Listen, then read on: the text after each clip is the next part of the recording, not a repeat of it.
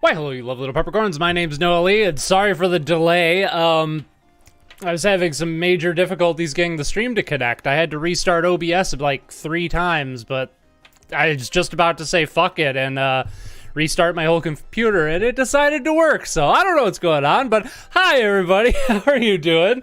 Before anybody asks, the chat stream still is not working. That was something I was trying to get working the whole time. As far as I could tell, YouTube updated some of their streaming stuff now and completely jacked my system up, and I cannot figure out how to get the chat to show up on the screen anymore. For some reason, when I use the method that I used to use to get the chat to show up, this random heart image shows up and not the chat.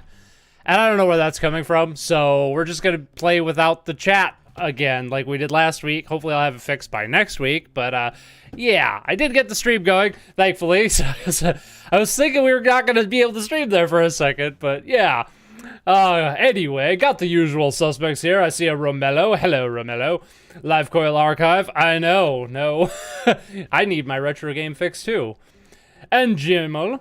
And we got some Colin. And fucking YouTube. Yes, it is fucking YouTube, indeed. They fuck up my steez all the time. So, yeah, I don't know. Like I said, I had to restart OBS like 3 frickin' times, and it finally worked for some reason. But we're good now, and we're going to start with some Vector Man, because that's what I said we were going to start with last week, as per Live Coil's suggestion. And so that's what we're going to do. I'm a little unorganized at the moment, because I didn't get to do my usual like routine of setting up for a stream like I did, because I was frantically trying to get it to work. How was your guys' week? I had a pretty good week. I actually had a really good week. I got a lot of work done on my...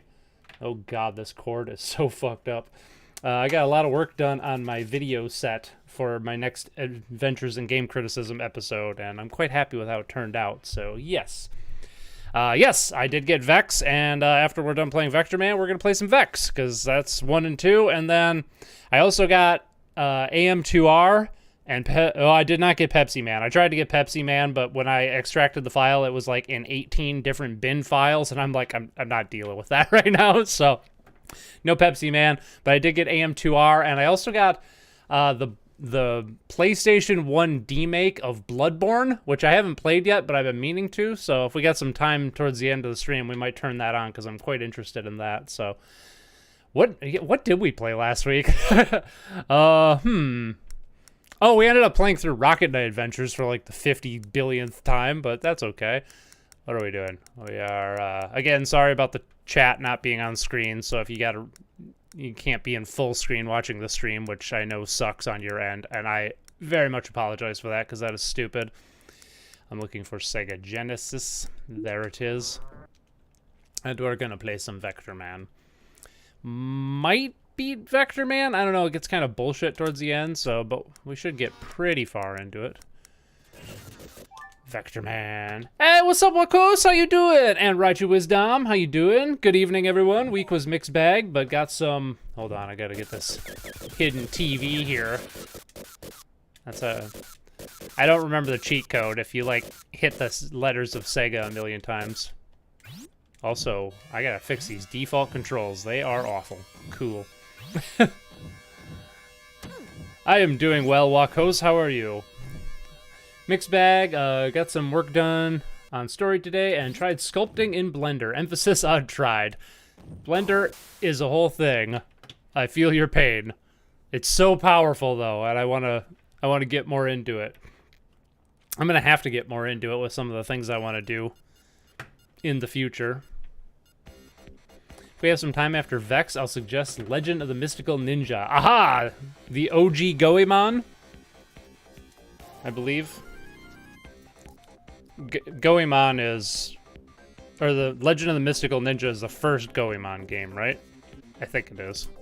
I've never played any of those, so... yeah, I'll put that on the list. Goemon.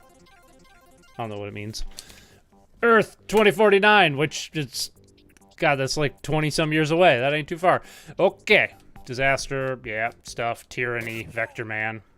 Cool.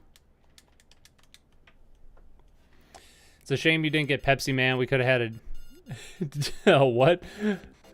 Oh, a discussion over unhealthy soda drinks like we did with Treasureland McDonald's. I'm a little more lax on soda because it's more like the sugar that I have a problem with. I mean, caramel color isn't great for you either, but I think anybody like that is drinking like soda or pop, as we call it here in the Midwest. Lame. We're gonna go lame. Because I have not played this game in a while. Actually, I think the last time I played this game was like when I did that Friday Night Beer and game years ago. We want A and C to be shoot and B to be jump, I believe. I also always loved the presentation of this intro here. It's just something so impressive about it.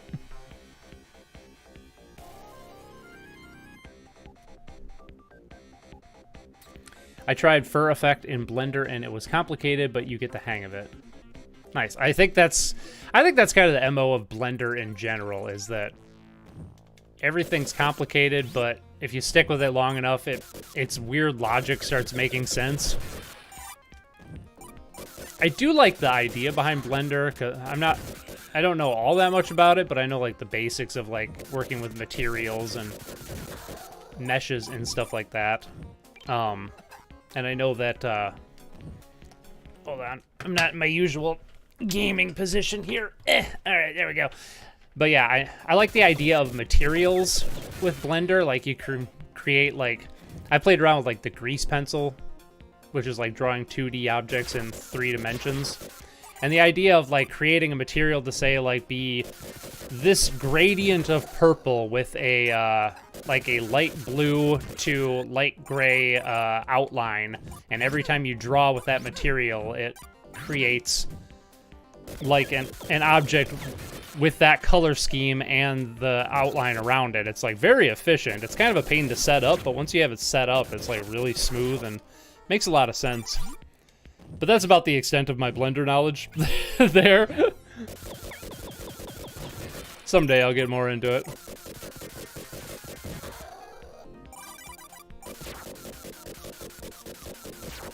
I do gotta say, this is probably one of the more underrated games on the Sega Genesis. Alright, and then I always forget, one of these is a trap, but I always forget which one it is. It's like the last one. I think it's this one. It's that one, yeah. Yeah, you can't fool me for the 80 billionth time. You know what I just noticed? Next time I find a TV, I'm gonna have to show it. I never noticed that the title screen of the game is what's actually on the TV. It's like just a bunch of pixels, but because I'm playing in an emulation, it's sharp enough I can recognize it now. That's awesome. I never noticed that before. I think third because the first 2 were on Famicom and only released in Japan. Oh, okay. I thought the first one was on Super Nintendo. I did not know there were Famicom ones. And that's ignoring the RPG spin-offs. I didn't even know there were RPG spin-offs. Or are you talking about like the later ones that were on like the PS1 and PS2? Because it's like, Goemon's like an action platformer, right? And then I guess the one that I'm familiar with, I haven't played it, but I'm familiar with one that was on PS2 that Working Designs was doing a localization for, but it got canceled at like the last minute. I think that was kind of like a Zelda-style action RPG. Hello, what's up, Mr. Stranger Pal? Thanks for joining us on this retro gaming afternoon. How is you? I'm quite good. The Steam Deck is very happy. Friday Night Beer and game hold a special place in my memory hole. Me too. I actually bought beer this week for the first time in like, I don't know, probably a year or more. I was, I did an oil change on 3 of my 4 cars in one day the other day. Ryan and I own, between the 2 of us, we own 4 cars. It's ridiculous. And I did an oil change on 3 of them in one day, and I was like really tired and it was kind of warm out, so I'm like, ooh, you know what sounds good? Beer. So I I wanted Moosehead, but I don't think they make Moosehead anymore, or they don't import it outside of Canada anymore. So I got Red Stripe instead, which is one of the better lagers. I'm not usually big on lagers, but I was in the mood for like a refreshing beer, not like a stout or an IPA, which is what I usually drink. Those are more heavy beers. I wanted a nice, crisp, refreshing, decent beer, so I ended up getting Red Stripe, and it's delicious. Have you played, what the hell does that say? Armicrog? It's a pretty awesome claymation point and click, I think, by Mr. Earthworm Jim? What? Oh, like the creators of Earthworm Jim? Hold on, let me go back to that. Strong puzzles and amazing looking music. No, I've never heard of this. The only, I know of, the Neverhood, which is a point-and-click adventure game done in a, claymation style. That's a really good game. But no, I've never heard of this one. What was it called again? Armicrog? Armicrog. Huh. I'll have to look into that. Remember the planned third installment that was never made because of Halo? Wait, I missed something. The planned third installment of what never made because of Halo? Vector Man?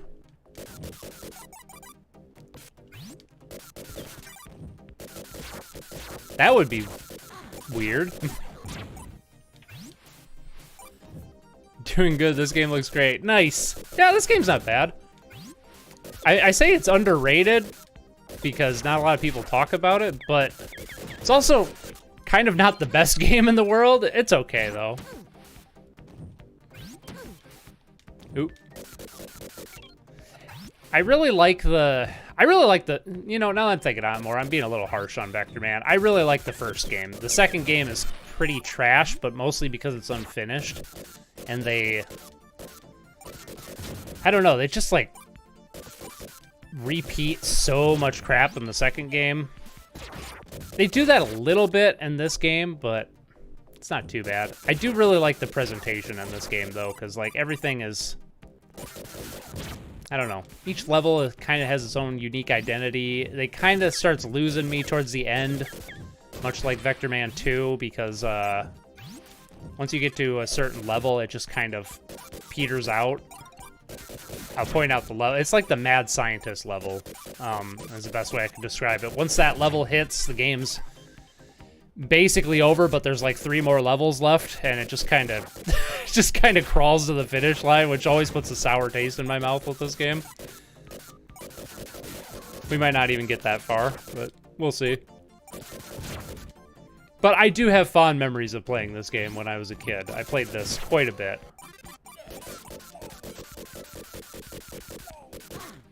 Ow. Ow, bitch.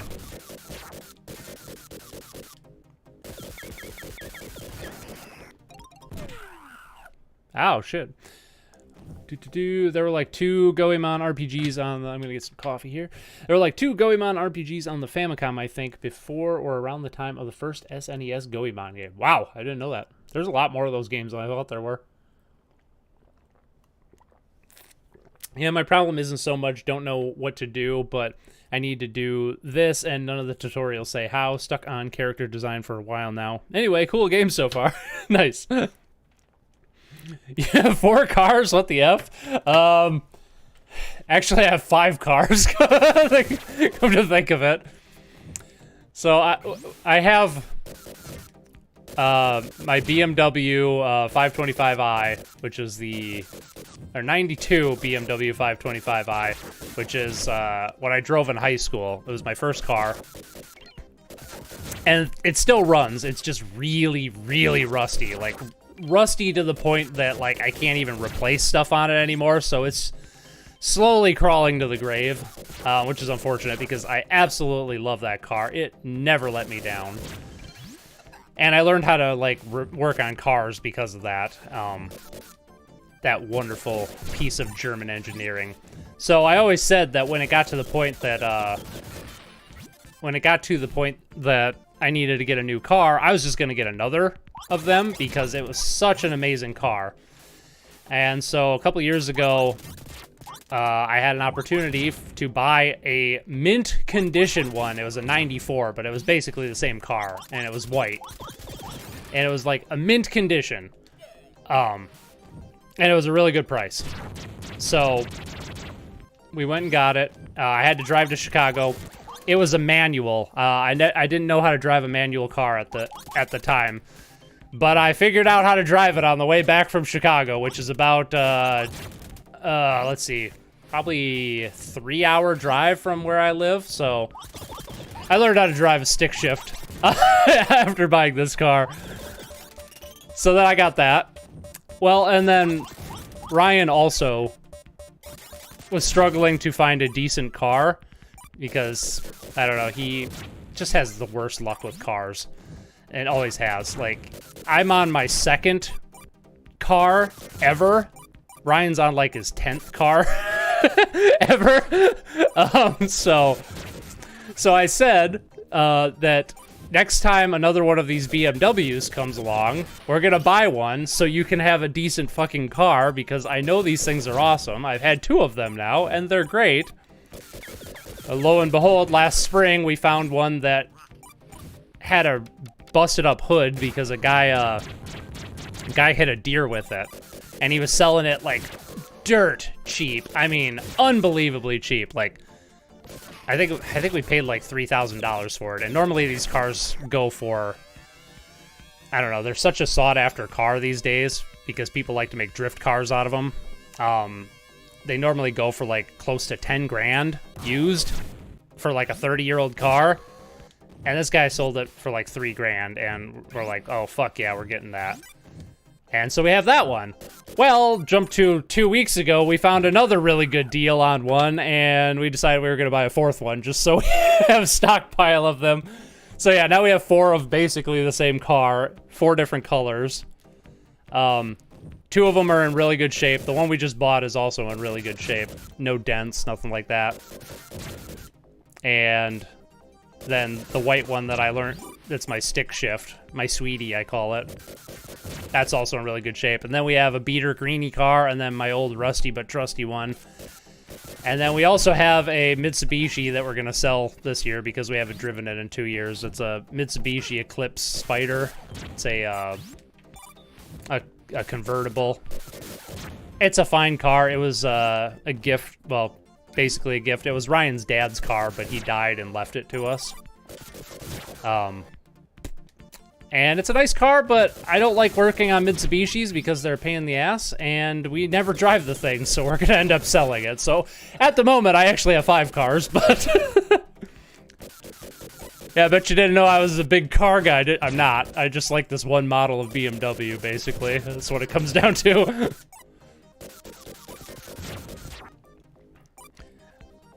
Let's see. I found, what's your opinion on Ocarina of Time? Do you think that it's overrated? I think it is incredibly overrated, but I still think it's a great game. Would be the quick way of putting out my opinion on Ocarina of Time. I really like that game, and I think if you put it in its proper, like, historical context, it's phenomenal. Because there was nothing else like it at the time. But I also think it is incredibly flawed, and, like, even... I mean, I didn't even play it when it was that old. I played it on the GameCube. I feel like I've been on this level for way too long for what... This is such a short level. There we go. But yeah, I mean, I played it when it was probably like 5 years old already. On whenever it came to the GameCube on the collector's disc. And even then, I thought it was pretty rough around the edges. Granted, I had played Wind Waker first. But yeah, I don't know. I think Ocarina of Time is great. I think Majora's Mask is better, but it's also kind of harder to get into at the same time, because it's also really rough around the edges, but it's rough around the edges in a way that I enjoy more than Ocarina. My biggest problem with Ocarina is the combat. It's very, very sluggish, and there's a lot of waiting involved. The lock-on system basically forces you to just kind of wait for an opening, and I don't find that very engaging. You can fight without the lock-on system, which makes the combat better, but because the only way you can control the camera is with the lock-on button, it can be pretty tedious to fight that way, so it's kind of a clunky experience. But overall, great game. But very, very overrated. Which is fine. There's nothing wrong with overrated games. There's plenty of overrated games that I absolutely adore, and that is one of them. I found out about Neverhood from old video game reviewer Jordan Underneath. Missed that guy. I have never heard of that guy. Jordan Underneath? Did I read that right? I did. I think the first time I ever heard of Neverhood was from GameSack, I want to say. I don't know. I've known about that game for a long time, but I've never actually played it. I did watch a Let's Play of it once, which I wish I hadn't. I mean, it's probably been long enough I don't remember, like, the solutions to puzzles and stuff, but I don't know. I was big into Let's Plays for a while, so, like, is this the bear or the pelican? Pelican. I always forget which one's first.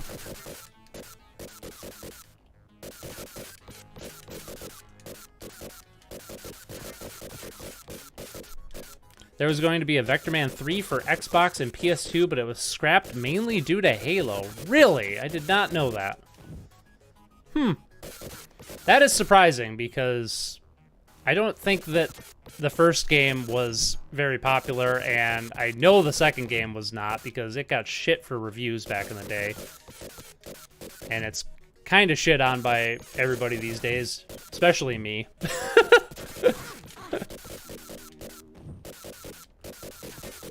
Granted, I've only played it once. Maybe there's something there I haven't seen yet. That's always possible.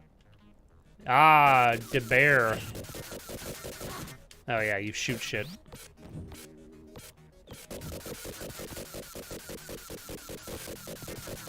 Gotta shoot that off-camera bear. I got him. Yeah. Did that robot just pull up his bulging belly? Not sure how to feel about that. Oh yeah, I fucking love that. It's great. He just kind of lets his gut flail out and he pulls it back up. It's great. Stick shift, you gotta manually change gears, right? That always seemed less safe to me than an automatic, because you can't keep both hands on the wheel. One must be on the gear shift at all times. Not at all times. Only when you're shifting. Once you get up to speed, you don't need to shift anymore. But I would actually argue that a stick shift is safer. But only because it forces the driver to pay attention more.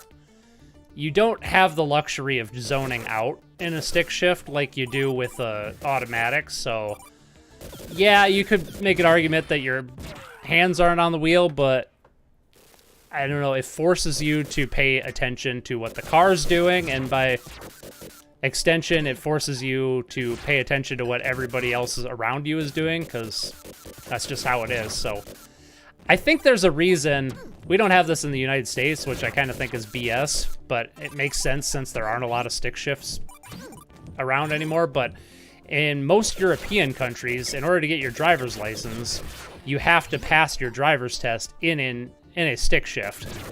And I think the reason for that is so they can make sure that you can, one, drive anything. It is a little bit ridiculous that you can get your license not knowing how to drive, you know, certain cars. But also because I think the safety factor is the same thing. It's like, if you can drive this thing, that shows that you actually know how to, like, you know, pay attention on the road and stuff like that. I don't know.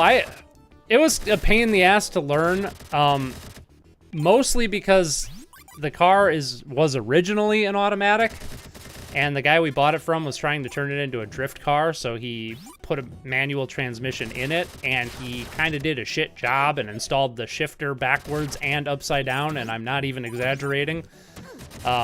So it shifted hard, and it was really hard to get it into gear. Fifth gear especially, I busted my knuckles on the dashboard every single time I shifted into fifth gear because he installed the shifter upside down and backwards. I fixed that, and it shifts great now, so I don't have that problem. But I don't know. Now that I'm good at it, I greatly prefer driving stick, just because I feel like have so much more control over the car and what I'm doing, and I don't know. I feel like it's made me a better driver, and I kind of feel like I always thought I was a safe driver beforehand, but now I really feel like I'm a safe driver, just by virtue of driving a stick shift. So I don't know. The only thing that kind of sucks about my car is it has a, the guy didn't change the differential. When you have like a manual car, you have to have a different differential in the back. Assuming it's a rear wheel drive, which this one is. You have to have a different gear ratio in the differential. Otherwise you have way too much torque and you lose some of your top speed. And so that's basically what happened, was the guy never changed the differential. So my car has so much freaking torque that it's not like most manual cars. And of course, if you have a drift car, that's exactly what you want. But, you know, it's my daily driver. So, but the downside of that is that my top speed in the car is like 80 miles an hour. So like whenever I go on the interstate, I'm just like I run out of gears so fast. I'll be in fifth gear, last gear that I could probably totally get into, and it sounds like the car's just going, "Rah!" It's just fucking insane. But I don't know. I don't drive often enough that I feel I need to fix it. I just probably need to do an oil change on it more often. Veg, whoa, I'm awake for one of these streams to watch. Hey, good morning, or good night, whatever time it is, wherever you're at. I always liked how these enemies here just like break apart. Like you have to shoot their tail off, and then you have to like shoot them from behind, and then their face falls off. Ow. Ah, shit. Jordan underneath doesn't make reviews anymore. He just makes weird artsy video stuff. Nice. So you agree with Aaron Hansen, Egoraptor, on Ocarina of Time? I guess. I think he hates the game more than I do. But I would say I agree with all of his points. They just don't bother me as much. His sequelitis video he did on... where he talked about... I think it was actually on Skyward Sword, which I fucking hate Skyward Sword. That game is so garbage. Even without the motion controls, that game would be garbage. Different Zelda opinion there. But he mentioned, I think that was the video he mentioned Ocarina of Time, and I agree with pretty much every point Aaron Hansen made in that. I just think that it doesn't bother me as much as it bothers him. But I absolutely agree with him on Skyward Sword. Skyward Sword is fucking dog shit.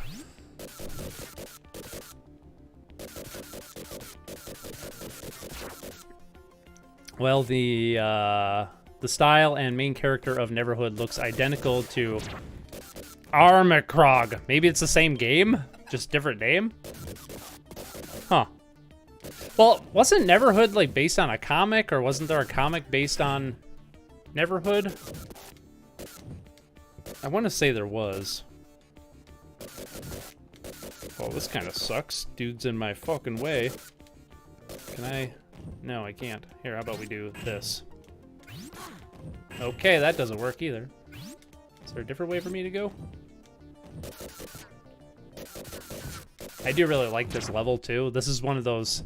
I've talked about it before, how I'm always infatuated with snow levels that feature, like...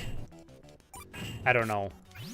That warm winter feeling. Like, this one's got the sun and, like, the the lens flare on here and like the melty snow, and I don't know. It's just a nice aesthetic about this. I need to go this way, but you're in my fucking way, and I can't. There we go. Fuck you. And I gotta watch my health here because I'm almost dead again. There we go. Got some more health back. Huh, pelican as an enemy feels like that's underrepresented, come to think of it. That's a good point. There aren't a lot of pelican enemies I can think of. It's a spiritual sequel to Neverhood from 2013. Oh, okay. Nice. I see. Well, there we go. I guess we kind of were talking about the same thing. I didn't know there was a sequel or a spiritual successor to that. Nice. Have a catch up with the chat here a little bit more. As a Euro trash can confirm, stick shift is the norm, has been for a while. Yeah, like stick shift is just such a, I mean, it's here, like, but it's kind of like a car guy thing. Like most people in America have an automatic, and it's just kind of the standard. And if you have a stick shift, you're kind of like a car guy, I guess, or you just have like a really old car. I mean, I don't really care. I prefer driving the stick shift now that I've done it, but had the car been an automatic, I still would have bought it. It wasn't like I sought out a stick shift because I wanted to be a car guy or something like that.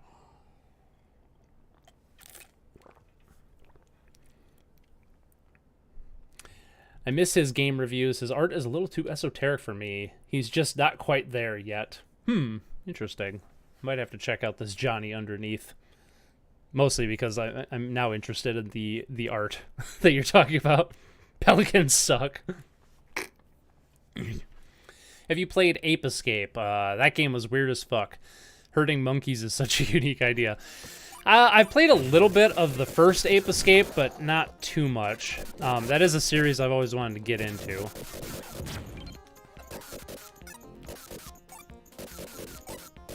It's a, I don't know, it just seems like a unique 3D platformer to me. So I've always been interested in it. I played a little bit of one last fall after Froggun came out because the creator of Froggun said that Ape Escape was one of his biggest inspirations for Froggun. And I totally see it after playing a little bit of the first Ape Escape game. But yeah, I definitely want to play more of those. It does seem really bizarre in the best way.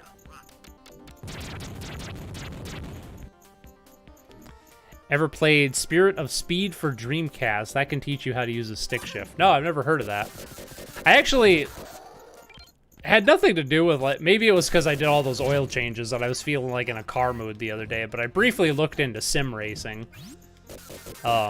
And then my hopes got dashed because, like, even a modest sim racing setup is like $2 grand. So, never mind. I ain't gonna be getting into sim racing anytime soon, but I really like the idea of sim racing. That would be fun. It would have been nice when, before I bought my car, to learn how to drive a stick shift, like, in a simulation environment. I don't know. I figured I watched a lot of videos the day before, and I figured that I would figure it out, and I did. It was pretty stressful. I killed the car about 18 times on the way home. I'm not shy to admit it. But I learned. I've always been a throw myself in the fire sort of guy when it comes to, like, learning new skills. I just kind of feel like that's the best way to learn, is just to go for it and see what happens. And I mean, yeah, 200 miles away from home, and all I have is a stick shift, and I don't know how to drive it. It's a pretty good reason to learn how to drive one right there. You'll learn real fast doing stuff that way. I forget who has said it, but there's it might have been David Goggins. I'm not big on David Goggins, but he might have said this. It was something like, put yourself in positions where you don't have any opportunity to fail. Like, your only option is to succeed. That was kind of like buying my car and learning how to drive a stick shift on the way home from Chicago that day was kind of the epitome of that. It's like, there is no option. I have to learn I have to figure out how to drive this. by myself so I could get home. That's my only option. Yeah, it's stressful, but hey, got the job done.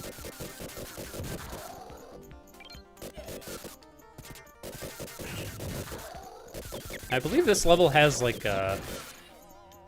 Ooh, we got the spinny thingies. Yeah, there's a boss that in this level that always used to kick my ass as a kid, and it just always sticks out to me. I don't think it's actually all that hard, but... Let me get this. There we go. It's very fun, actually. Ow. Ow, get out of there. It's very fun, actually. I completed the first game and enjoyed it. Most of the levels are different from each other, and the music is very good, and the gameplay is good. Nice. Yeah, I've actually been in quite the PlayStation mood recently, so I might play Ape Escape soon. Oh, there's something. We played Crash Bandicoot on stream last week, and I continued playing it this week, and I beat that shit 100%, and I'm never doing it again because it was a pain in the ass. But hey, I finally beat a Crash Bandicoot game. Ow. I am a Crash person now. Time to play Crash 2, is what everybody's gonna tell me. How do I... Ow. Okay, this boss still kicks my ass. What do you know? But yeah, overall, I quite liked the original Crash Bandicoot, but Jesus Christ is 100%ing it a pain in the ass.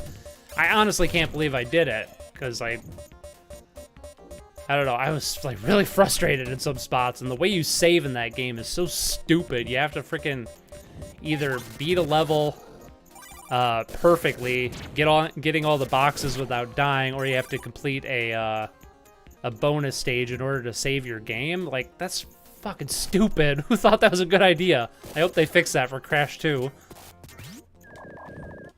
If I remember correctly, the easiest way to fight him is to just keep, like, double jumping. Ow. Is to get backed into a wall like that. You let him come at you and then you jump over, maybe? I don't know, there's a strategy for this. I think this is it.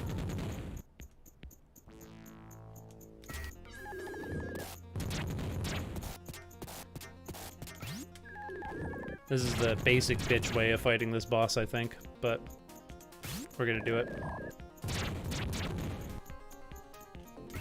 Oh, I almost fucked myself there. Oh, are you kidding me? Well, at least I got him. You're in luck. Crash 2 is the peak of the series. That's what I've heard, so that's kind of why I wanted to power through the first Crash game, because I'm like, well, I'd really like to finish the first game before I play the second one, just so I have that proper context to properly enjoy Crash 2, because everybody tells me it's the peak of the series. So I am quite intrigued now. Ow. Hey, what's up, Stipke? How you doing? Quick, everyone, tell him to play Crash 2.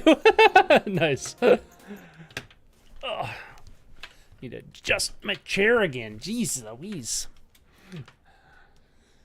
Good. Never 100% Crash Bandicoot 4. It will make you hate the number 100%.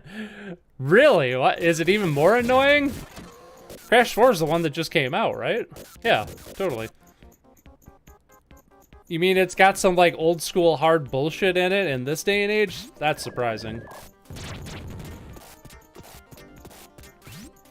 Yeah, until Aiden mentioned, like, the gems thing last week when we were playing, I didn't even know that, like, gems were a thing in Crash Bandicoot, because I want to say, like, I only ever played, like, half of the game. Roughly half, even. I think the only boss I remember playing up to, I remember Papu Papu and Ripperoo on playthroughs, but I don't remember any of the other, or don't remember having fought any of the other bosses before. There we go.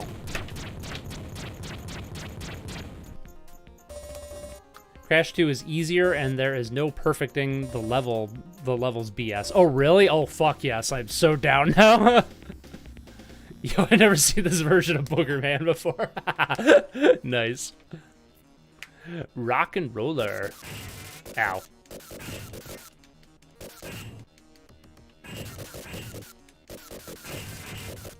That hurt. This is like such a wild frickin' boss here. Oh, Jesus. I always sucked at this level, too. I think that's another... There we go. I think that's another reason I don't like the second Vector Man game very much. It doesn't have, like, nearly as many, like, unique set pieces like this. It's kind of just basic bitch level design. Death Alley. I also really always love the color palette of this level, too, even though it's just a palette swap of the first level. It just looks so cool. Bruh, Crash 4 is something else. Something else in a bad way? I thought it was, like, really good. I don't know. But are you a Crash is better than Spyro guy now? No, absolutely not.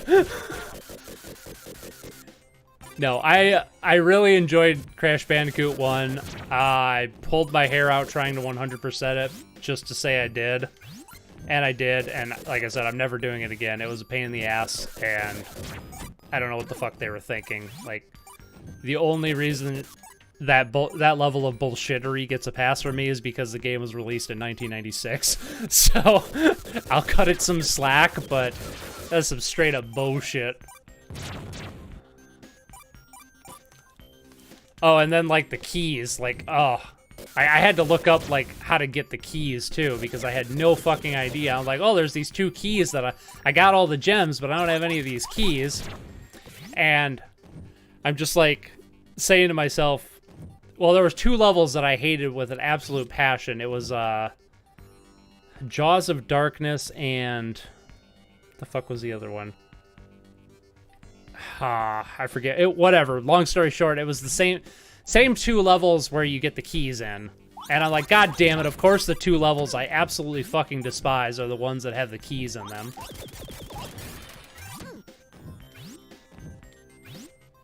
So, I don't know. Maybe after playing Crash 2, I might enjoy the series more. I don't think... It would have to be amazing to make me like Crash more than Spyro. I really like Spyro, but... Well, and also, like, the kind of 3D platforming that Spyro is way more my style than the kind of 3D platforming that Crash is. Like, I like the Collectathon style of 3D platforming way more than level-based stuff.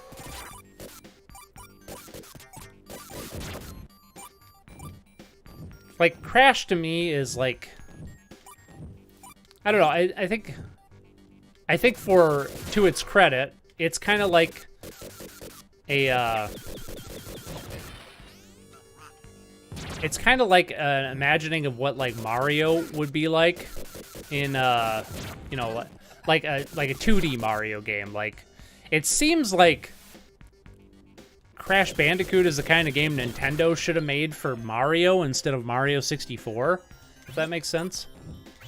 Because it's so similar to, like, classic 2D Mario games, except it's in 3D. I do like the, like, use of camera perspectives, but honestly, the side-scrolling levels in Crash Bandicoot were, like, the worst ones for me. Except Slippery Climb, which I think is, like, a notoriously, like, hated level, but I actually really like that level for some reason.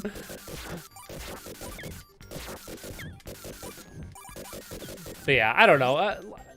I'm more of a collectathon guy when it comes to 3D platforming. Ah, shit. I just want this fucking TV. And I wish these stupid mosquitoes didn't keep coming back. Kind of gives off a I hate the SNES Bubsy OST that I kind of don't like. I mean, the SNES Bubsy OST is fine. It's just not as good as the Genesis one. That's all I was saying last week. Ah, shit. Genesis does, baby. Yeah, the new Crash 4, you have the same perfecting levels BS from Crash 1, and also need to speedrun through each level to get a time relic? Oh, fuck that noise. Yeah, no thank you.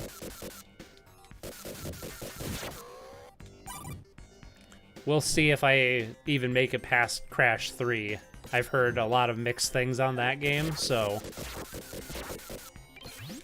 I am quite excited to check out Crash 2. Actually, yesterday I started playing the original Kingsfield. I got an English translation because it was never released in America, or never released outside of Japan. And that game is really freaking fun. As far as like old school dungeon crawling RPGs go. So From Software's first game, I haven't beaten it yet, but so far, quite good. I'm finally diving into From Software's older games, like pre-Demon Souls, which I've been meaning to do for fucking ever. Because I know they've always been a great developer, but I just didn't get into their stuff until Demon Souls, so, yeah, no.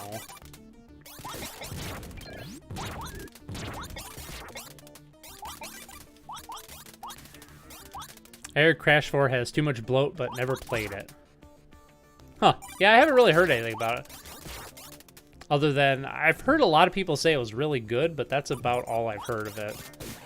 It does not surprise me that there's too much bloat, because there is a major trend in 3D platformers, especially right now, to just, like, load them up with an ungodly amount of shit to do. So I haven't finished Demon Turf, and I pretty much abandoned Demon Turf at this point. And part of it was because of its bloat. There's too much shit. There's just way too much stuff to do, and I suppose I could ignore all of the collecting stuff and just beat the game, but I like collecting stuff in games, but there's just way too much bloat in Demon Turf for my taste, so it really kind of turned me off of the game. Super Mario Odyssey has a lot too. Like, I don't know. Like the entire Mushroom Kingdom level in Super Mario Odyssey, every time I play it, I kind of tune out at that point because it's just kind of like a bunch of rehashes of previous mini games, and I'm like, why did you even feel the need to add this stuff? This game is big enough as it is. There's no reason to... I don't know. You're just actively harming a game past a certain point by putting more stuff into it.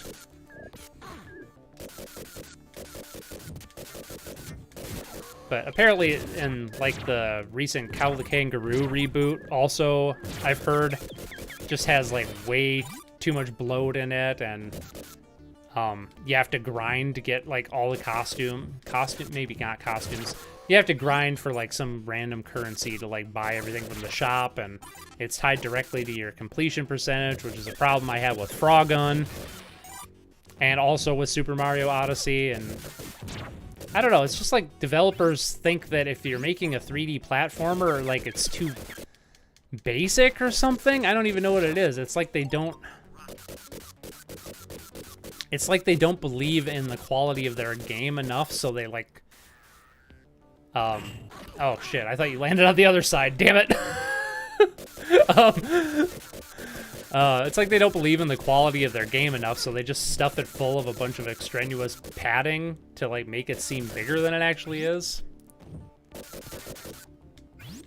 And it just seems to be 3D platformers, like, I don't know. Well, that and open world games. That's pretty common for open world games, especially like an Ubisoft style. This is such a creative boss. I'm getting my ass kicked here.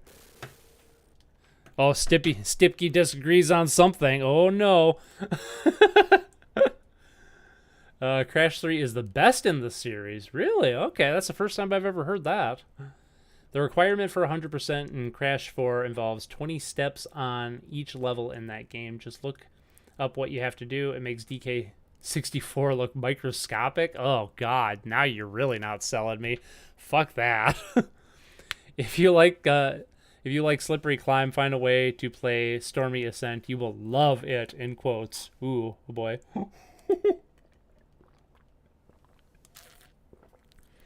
Stipke does disagree. Imagine a 3D Vector Man. That would be interesting. Sounds like Romello said there was a third game that was planned for the Xbox but that got canceled. Maybe it was I don't know. Was it supposed to be a 3D game? Or was it going to be like 2.5D? I suggest you play Bubsy, the SNES version. I have played Bubsy, the SNES version. It is objectively worse than the Genesis version.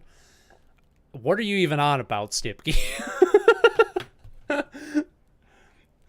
When I was a kid, there was a lot of intrinsic value to getting 100% in games. Now as an adult, when time is more precious, if there isn't a good reward, there's rarely a point.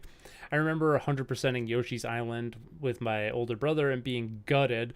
There wasn't a reward for it. I'm talking clearing the bonus stages too. Nice. Yeah, for me, it's never been... I don't need a reward at the end of a game. I kind of feel like... I don't know. Maybe it's just my... I don't know, puritanical gaming nature. I don't know what the proper word I'm trying to think of here is. For me, like, the accomplishment of getting 100% in a game was always the reward in and of itself. Like, just seeing, like, proof that I had done everything you can possibly do in a game and mastered it, that was enough. I didn't need anything more than that. And, you know, I always kind of felt like rewards for 100%ing a game were pretty shit anyway. So, like Mario 64 is a great example. Like, after you get all 120 stars, then you unlock the ability to go onto the roof, and Yoshi gives you 100 lives, and it's like, oh, fucking thank you, Nintendo, for all the lives that I'm not going to use now because I already beat the fucking game and there's nothing left for me to do. Thank you, Nintendo. You're so kind. What a shit reward that was. I always thought that was stupid. Or, like, getting all the emblems in, Sonic Adventure 2. It's like, oh, you unlock a 3D version of Green Hill Zone, which sounds awesome until you play it and you realize that it's really shit. It's like the worst level in that game by far. And it started the whole trend of having to remake Green Hill Zone every five Sonic games, so. But I don't know, just having... Crash did it all right, because after you, like, 100% the game, like, you get, like, a different ending. But that's all you get, and that's fine. I like that, but I don't know. I just like the journey is what's important to me, and always has been in games, so. But you are absolutely onto something, Live Coil, with the fact that getting 100% in a game used to mean something. But now it's just kind of like something developers, I don't know, throw in just to pad out their gameplay because they know that so many people are going to, at the very least, attempt to 100% the game. So they just pack their games full of as much bullshit as possible to pad out the gameplay, and I can't stand that practice, so...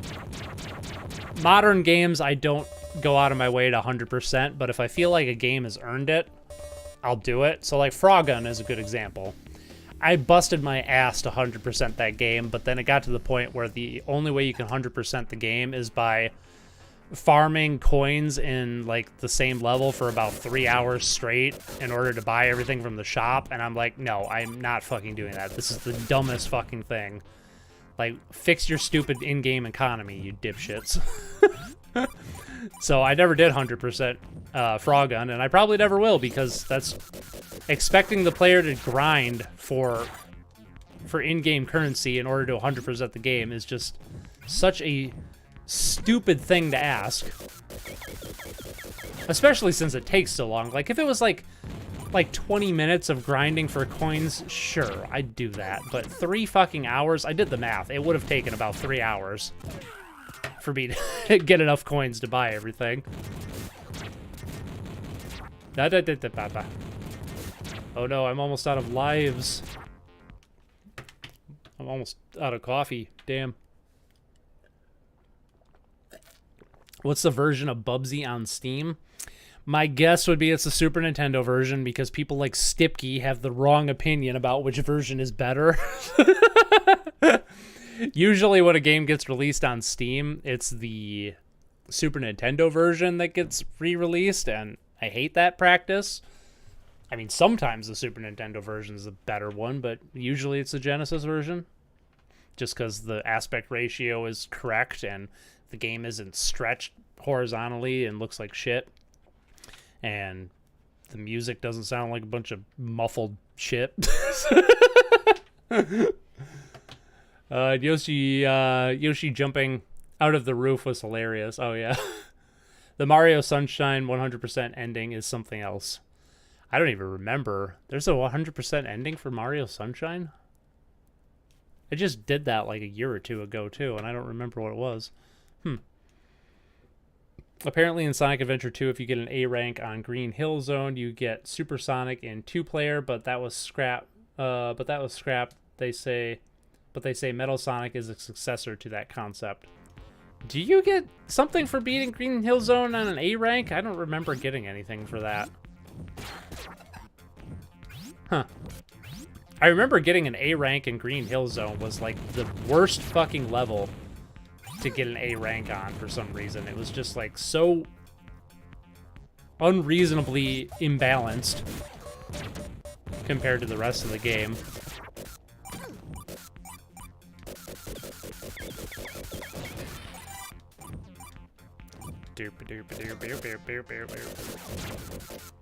Lives equals coffee. Noah. Yes. I do quite like coffee. It's pretty good.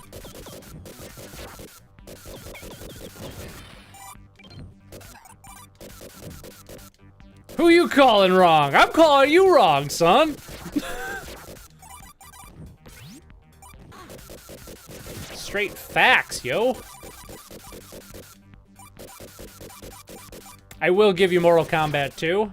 The Genesis version of Mortal Kombat 2 is trash. I will give you that one. Mortal Kombat 3 is better on the Genesis, though, because the Super Nintendo version has, like, insane slowdown, and the Genesis version doesn't. So, there's that. But they messed up the frickin' difficulty on the Genesis version of Mortal Kombat 2, so the easy mode is, like, insanely difficult. Oop, I fucked that up.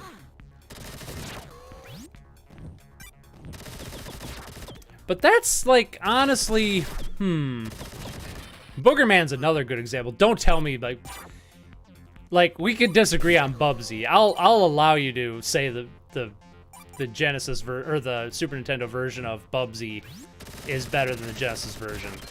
But you cannot tell me that the Super Nintendo version of Boogerman is better. That is an impossibility. That version sucks. So bad, especially the music. So bad. Now you're gonna come back and be like, what are you talking about? The Super Nintendo version is amazing.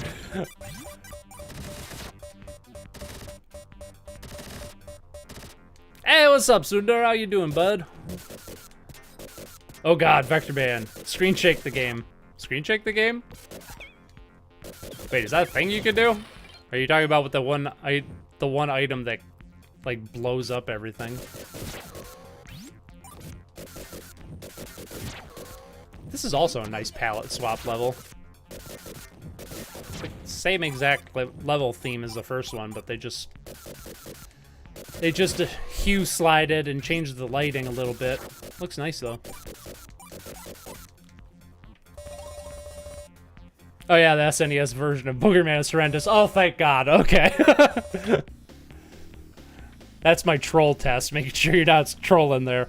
We can agree to disagree on Bubsy. But yeah. God, that version of Vector Man, of Boogerman is so bad. Oh, right, you gotta shoot here. I thought you just had to roll into him.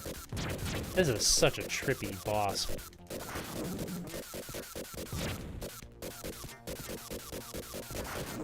Come on, get in there.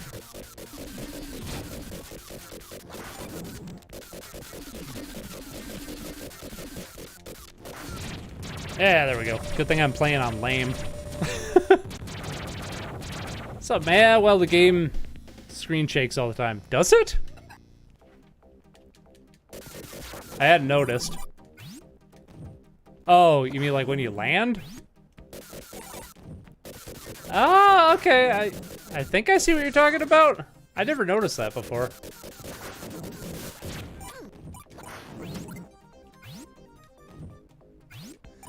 Like when you land, the camera kind of like droops down and bounces back up. I kind of like that though.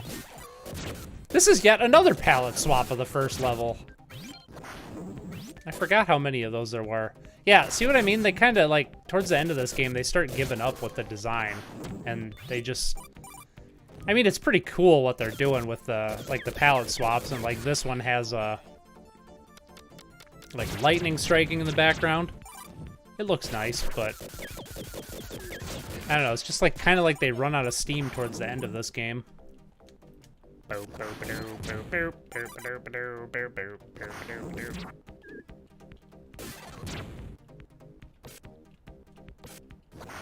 be fair, the SNES Boogerman does have music that sounds like a bunch of farts, which is fitting for the game in question. Fair! I suppose you could make the argument that that is the superior version of the game because it's thematically consistent with the subject material of the game.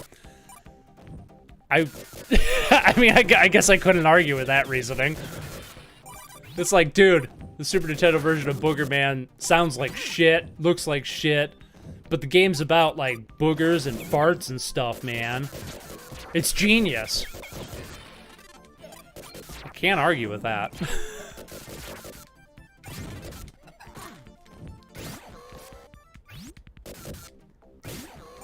I like how if you jump just right next to those guys, they just straight up die. It's nice.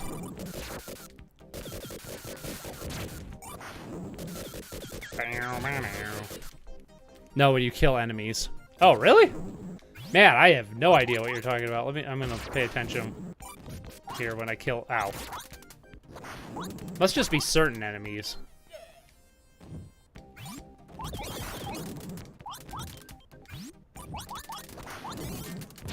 Huh. Maybe it's just with the pea shooter, not the weapon I have now. That could be.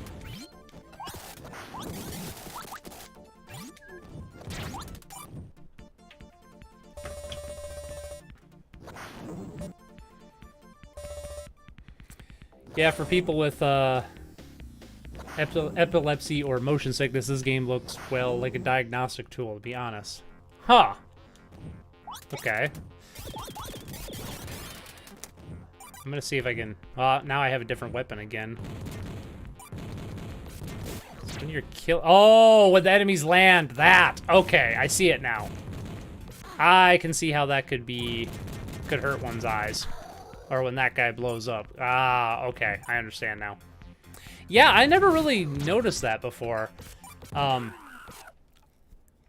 really sensitive to like motion blur in 3D games, so like I have to turn motion blur off in everything I play because it just gives me an instant headache and hurts my eyes. But I don't know, like the effects in this don't bother me. It must just be 3D games I'm sensitive to. I'm also really sensitive to VR. Like, I cannot play VR for very long before I get motion sick. If there's, like, even a slight frame dip in a VR game, like, I feel like I'm gonna throw up instantly. It's horrible. Probably why I haven't really gotten into VR at all.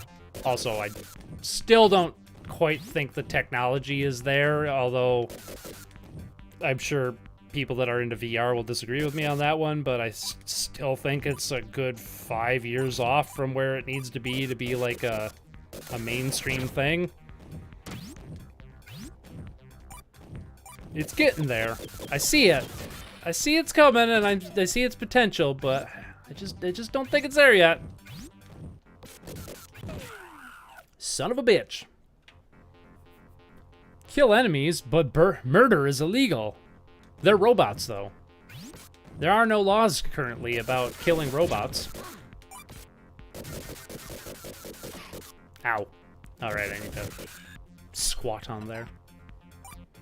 You know, now that you mentioned that, maybe it's just because I was concentrating so hard on trying to see the screen shake effect you were talking about, but my eyes suddenly hurt. Maybe it's just because we're talking about it. Also, I'm getting my ass kicked here. What the fuck, bro?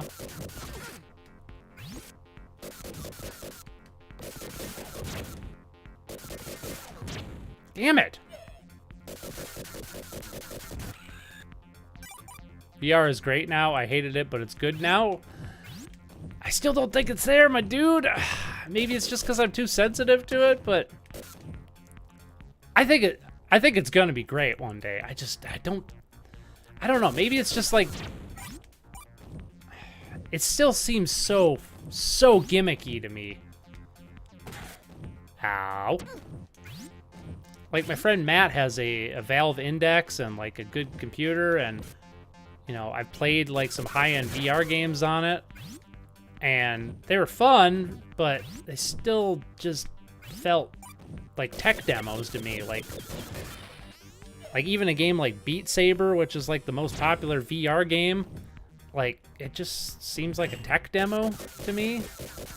Maybe I'm just expecting too much from like a VR game.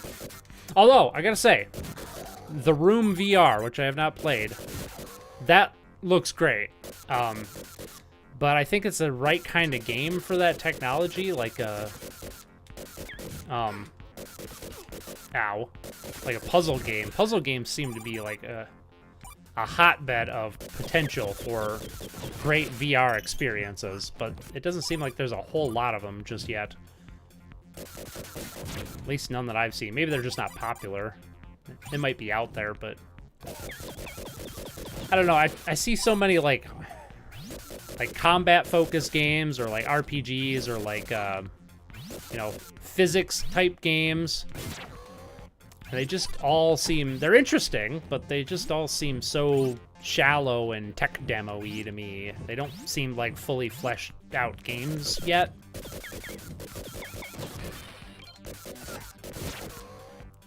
But I mean, I have had the thought that maybe the problem isn't the technology itself.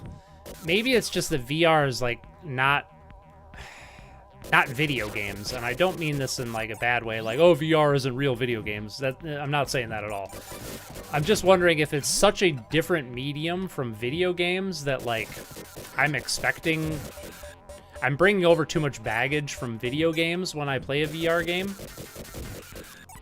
And maybe I should, I don't know, maybe it's like I need to set aside my expectations as a gamer and a game critic and just take the experience for what it is, which is really hard for me to do. And I've also had that thought before too, like maybe VR just isn't a good medium for me personally. That might be the case too. It might be the case that I'm not interested in VR as a medium, in the same way I'm not really interested in movies or TV as a medium, and very rarely watch TV or movies because I prefer to game all the time, or I prefer to read. So that could be too.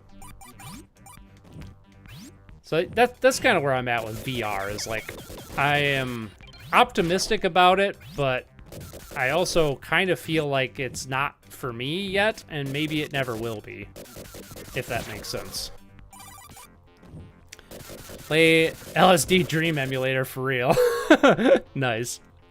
Yeah, actually, if I have that, we're probably gonna bounce from Vector Man here. I got 3 lives left. I think we're all, well, I don't know. We got like 3 or 4 levels left. Maybe I'll try to stick it out. But, yeah. LSD Dream Emulator is fun. Okay, this is like the last good level in the game, if I remember correctly. And then, like, after this, they kind of just give up on the design.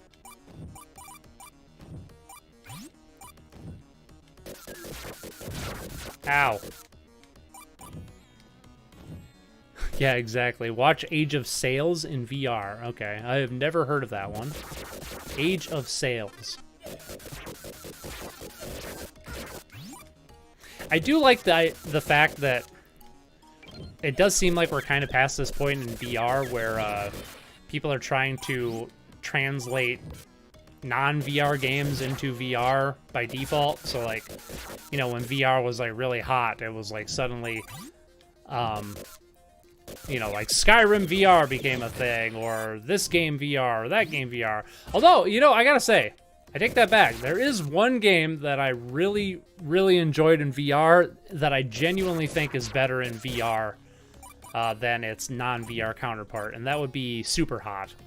Super Hot was a great game, and then the VR version came out, and I thought it was like such a gimmick, but then I played it, and I genuinely think the VR version of Super Hot is better than the standard version.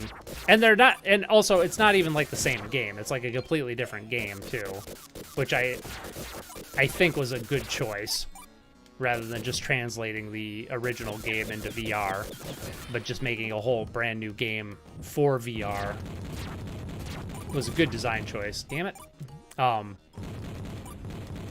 So yeah, there is at least one game in VR that I think is great, and it's Super Hot.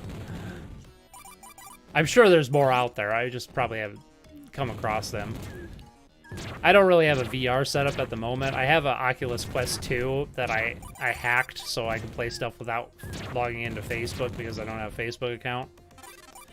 But it's pretty limited on what I can do with it because it doesn't play very nice. I would like to get a Valve Index at some point, but they are expensive. Also, I'm surprised they... Ah, fucking damn it. I hate the fucking bugs in this game. You think you got them all, and then they just show up out of nowhere. Am I good? No, Jesus! They must keep respawning or something.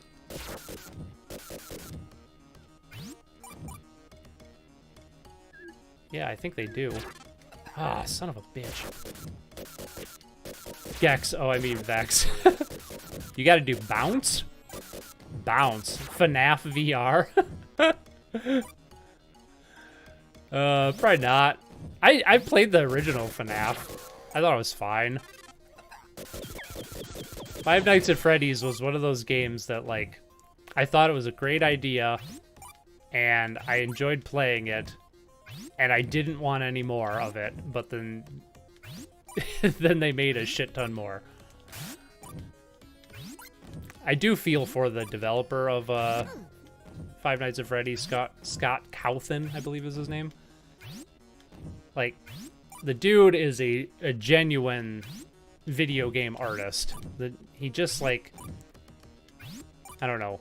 He just makes experimental, interesting indie games, and he's made, like, hundreds of games. And I find that so commendable that even after making it big with Five Nights at Freddy's, he still continues to make weird experimental games.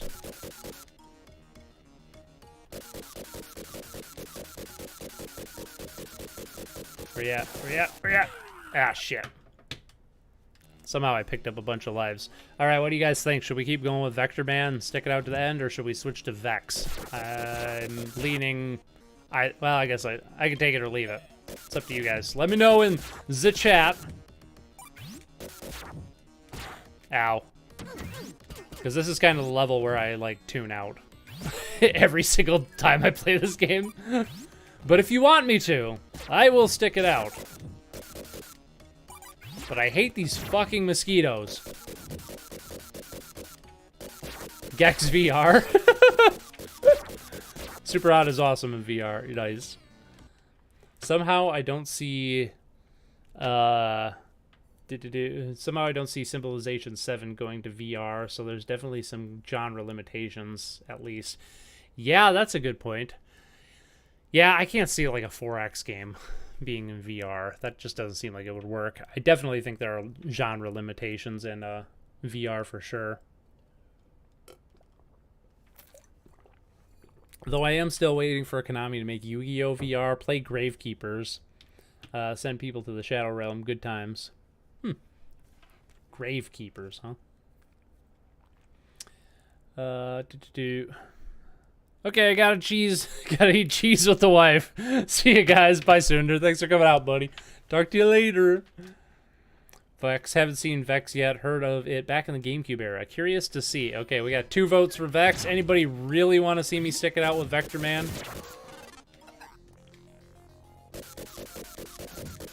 We've been playing for about an hour and 15 minutes now on Vector Man. You watch me suck ass at Vex because I haven't played it for a long time, and that game is kind of brutal. But that's okay. Alright, I think we're gonna bounce to Vex. Boop. Bye, Vector Man. It was keeping it real. There's my PS2. Right there. Vex. Can I vote LSD? I'll put it on the list. We are gonna play AM2R after this, possibly. Or Goemon.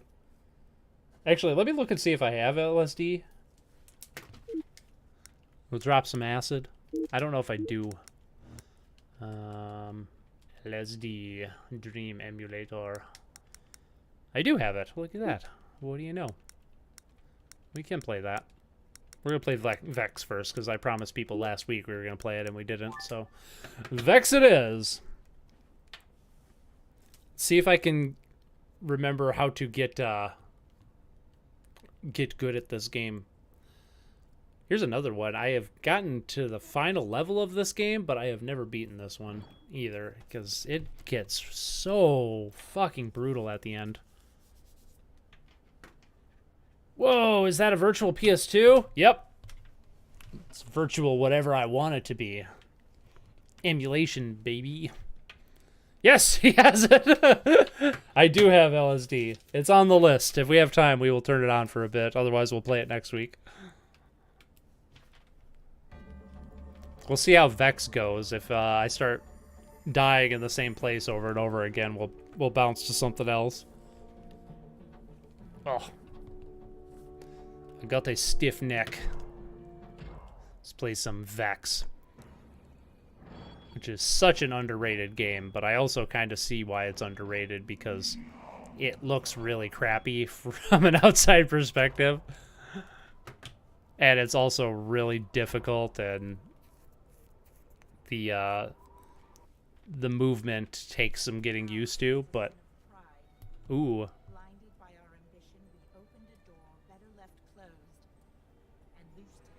LSD, if you keep it in the freezer, it'll last longer. Oh, shit. I didn't know that. Did you just say emulation? I'm calling Nintendo. We're not playing a Nintendo game, though.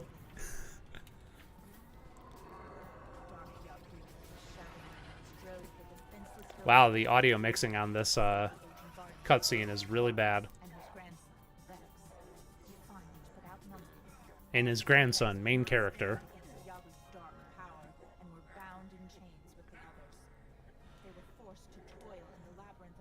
I suppose with emulation, it doesn't even matter if it's a Nintendo game or not. Nintendo just wants it dead.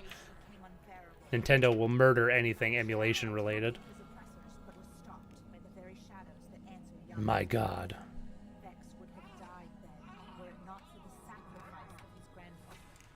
Oh my God.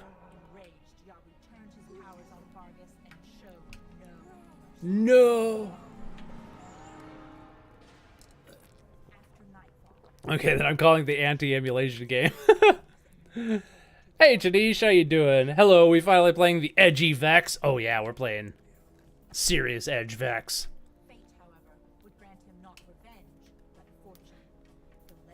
I learned a lot about the development of Vex, such as how it was meant to be a more family-friendly game, but it became a more edgy game to not look like they were ripping off Jak and Daxter. Nice. This game does have a lot of similarities with Jak and Daxter. It kind of has like the similar like movement. Kind of has like the similar movement methodology behind it, where like your attacks can be used as like movement mechanics as well. This game's way freaking harder than Jak and Daxter, though, for sure.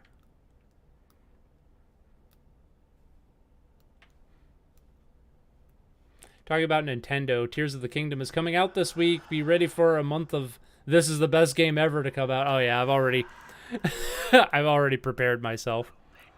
I don't know, part of me still thinks that it might be controversial. I don't want it to be a bad game. I don't want any game to be a bad game, but oh god, my journey has only just begun. But I don't know, Zelda sequels have a way of being divisive in the Zelda fandom, or direct Zelda sequels, I should say. So I think it's either going to be everybody loves it and it's the best game ever, or a certain percentage of the Zelda fandom will believe that, or will think that it's the best game ever. It'll be a cult classic, but then everybody else will be like, it's okay. We'll see.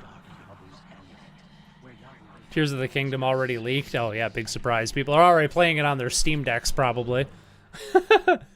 I hope it's still going to be like Majora's Mask after Ocarina versus just more of the same. I do too. But if it is that, it's going to be a little more controversial, I think. But I would think it'd be a better game, so. Is this game like off-center or something, or is it just letterboxed weird? What is going on here?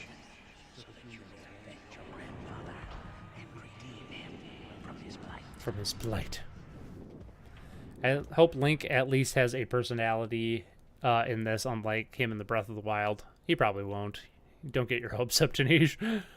Move around using the circle left analog stick. You can change the speed at which you move by applying more or less pressure to the left analog stick.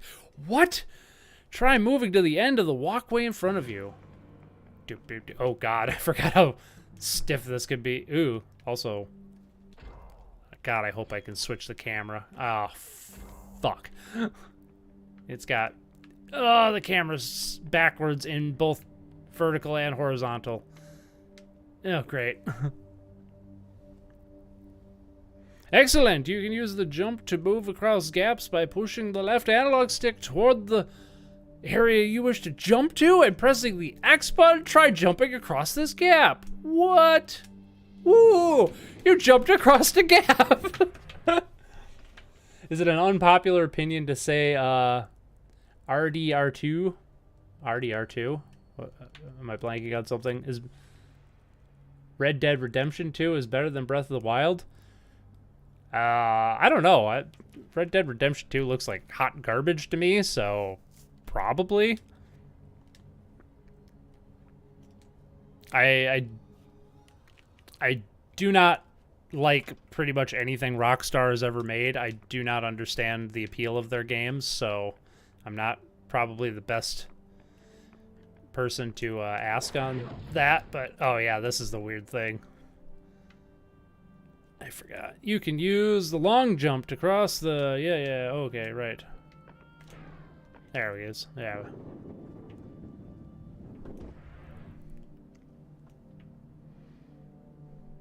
This game also had two different concepts, such as a dog with a hammer, space jacket full of tools and gadgets, and another concept where a lizard can use his wings to do different things involving gems.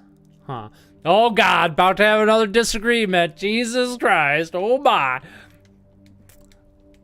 I mean, I don't know. It just...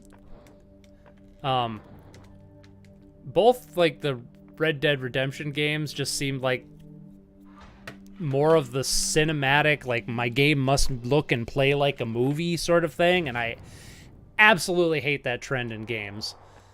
Like, video games are their own medium. Don't, like, put, like, cinematic stuff in it. Like, the whole, like, having to I don't know, having these long, drawn-out animations to bend over and pick up a fucking dandelion so you can, like, slowly put it into your pocket rather than just picking it up and it goes in your inventory like a normal fucking game. Granted, I haven't played it, but watching videos of Red Dead Redemption 2 leads me to believe it would be the most tedious fucking thing to play. And that it's only enjoyable for people that care way too much about what is going on right now. Is this a glitch? This is a glitch. Oh god, we might not be able to play this. Oh god. Shit. Once you're underwater, you can swim by holding the square button while steering with the left analog. Oh god. I think water is glitched in this emulation. That would suck. Oh no! I can kind of see in the top left corner. Oh no! I don't think we're going to be playing Vex, everyone. Son of a bitch. Once you're underwater, you can... Yes, I'm aware. It's just everything's black and dark. I'm going to have to... Well, we played Vex. Shit. I will try to fix that for next week. I'll look and see if there's a way to fix that in emulation. Granted, this game also came out on the Xbox and the GameCube, so I could also get it on those platforms as well. Maybe it'll work. I'm just going to write down fix Vex. Sorry.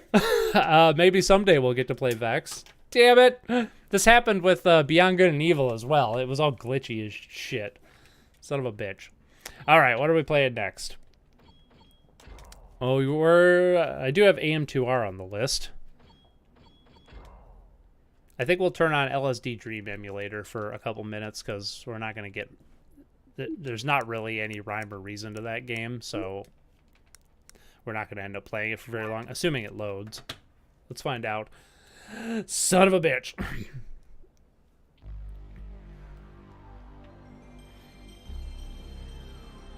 Yeah, the Steam Deck is having a lot of PS2 problems, it seems. Well, a lot? I mean, this is like only the second game we've had a problem with. The other problems we had with PS2 games were because I accidentally got the Japanese version. Hey, look, it's the Vector Man title screen.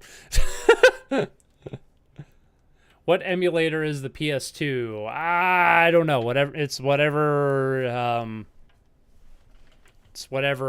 EMU deck installed by default. Actually, you know what? After we play some Dream Emulator, I think I can switch the emulator we use. I could try a different emulator. Try that. Day 1, start. All right, I've played this game once before. My understanding is it's basically you just wander around and stuff happens. There's not much rhyme or reason to it. Because it's supposed to be like a dream. And I know this game was very influential on Yumi Nikki, which is an RPG Maker game, which was very influential on indie horror games in general. So this is kind of a historically important game, this one, as weird as it is. And I think there is kind of a goal to it, but I think it's kind of like you have to randomly stumble upon like certain things in order to... I don't know. Is this the first walking simulator? This is like an early walking simulator, right? The PS2 emulator just need to tinker in the setting, like playing most PS3 games need a different setting. Yeah, I don't know what those settings are. I am very ignorant when it comes to emulators. If it doesn't work out of the box from EMU Deck, I'm pretty lost. I think there's a lot of good PSX emulators on PC. What do you mean you gotta emulate this game? You don't want to shell out $400 for a physical copy? Jeez. Ooh, we got a drum here. Oh, now we're moving on already.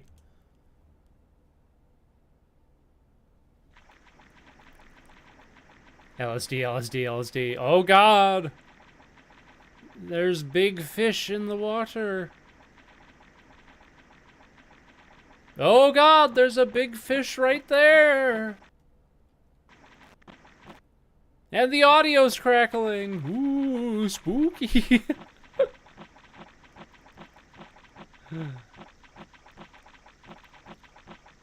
Heading out a little early today, y'all. Pleasure as always, Noah. Take care. Bye, Live Coil. Thanks for coming out, buddy. See you next time. Hopefully we can actually play Vex next week. Jeez.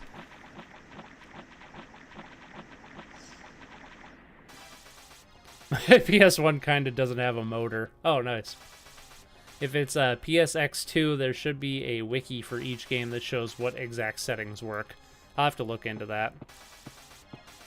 Oh, we're back here in the row houses. Nice.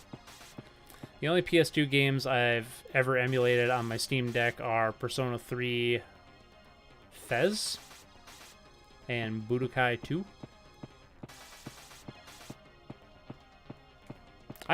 We've emulated a few on here. Beyond Good and Evil. Oh god, there's a lady there. Beyond Good and Evil was a little fucky. The graphics were messed up, and Vex was the other one. Oh god, is she gonna kill me if I touch her? Hello. Ah! $400, that's more than my food bill. Nice. I think Alone in the Dark was the first walking simulator. What do you mean your house doesn't have zombies in it? I don't think Alone in the Dark is a walking simulator. There's too much stuff to do. Oh no, it's this Big Ben. But it's a tiny Ben.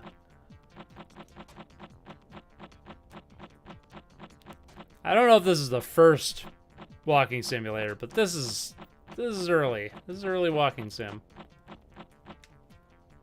Boop, boop. We have the Eiffel Tower. Oh god, I got a cramp in my leg. Ah! That's better. My knee does not like sitting like that today for some reason, even though that's how I sit every week. Extra cool video game challenge. Play LSD on LSD. Yeah, not for me. I've gone straight these days. No more mind-altering substance for this hombre. Oh god, we're getting faster.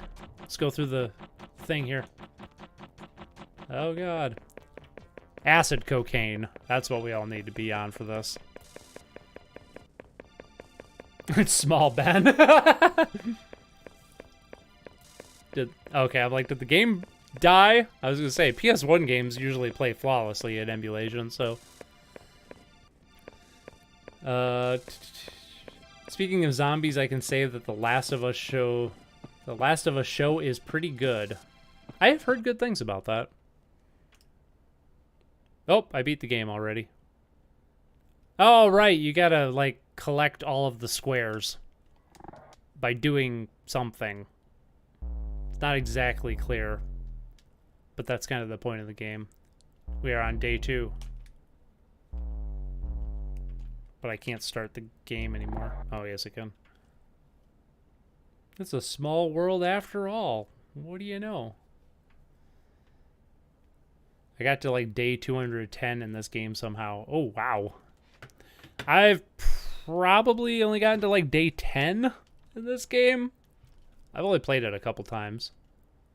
Oh, we're gonna get the nose now, or something. Upper, upper, downer, dynamic, static. Acid cocaine brings back memories. Oh, all right. That was day 3 already. Cool. Acid cocaine throwback. Nice. I knew a couple of you guys would get that.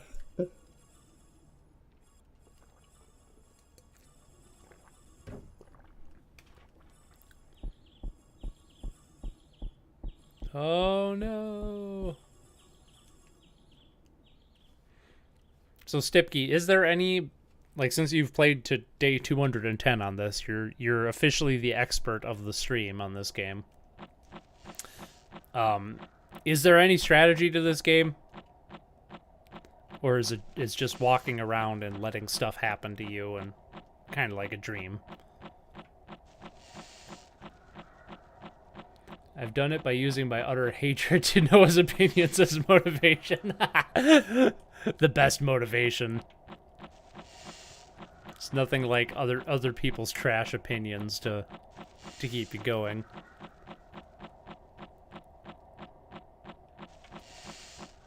It's a shame being down under. The only way to watch it legally is through binge, and boy howdy, that app keeps crashing, stuttering, and glitching.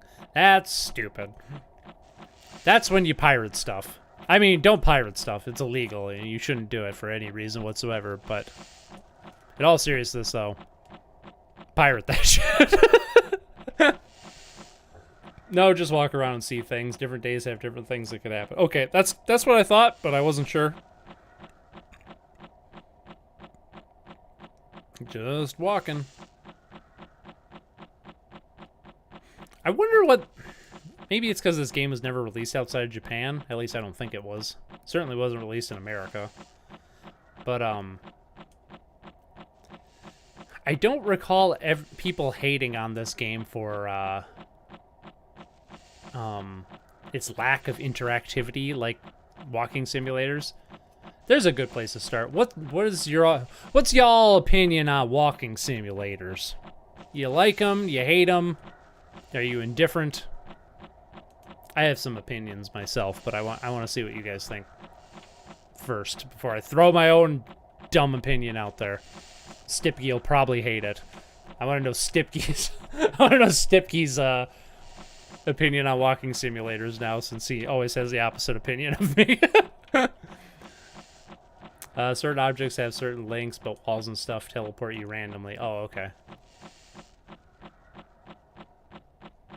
So, like, when I went through that arch earlier, oh, maybe I shouldn't touch the tree. When I went through that arch in that one level, it was, like, a link to somewhere specific.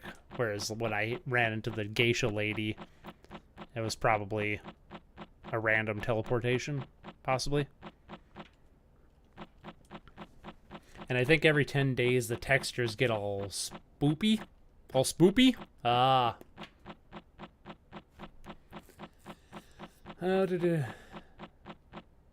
There's a flying elephant. Good night, Raichu is. Time for bed. Here's hoping I don't dream of this stream. Yo, you're gonna have the spooky LSD stream. Woo! Or LSD dream. I'll hop out of here. This place is boring. Depends on the walking sim. I only played one and I loved it. Which one did you play, Tanish? I'll see if I played that one too. Sometimes they're relaxing. I like relaxing with games, you know. Fair point. I like the walking simulator where all you do is drink a soda. Oh, fuck yeah, Soda Drinker Pro. I love Soda Drinker Pro. The creator of that game used to follow me on Twitter. That's one of my biggest claims to fame. When I was on Twitter, the developer of Soda Drinker Pro was one of my first followers. And I don't know why. I think it was because we were both on the Screw Attack forums back in the day.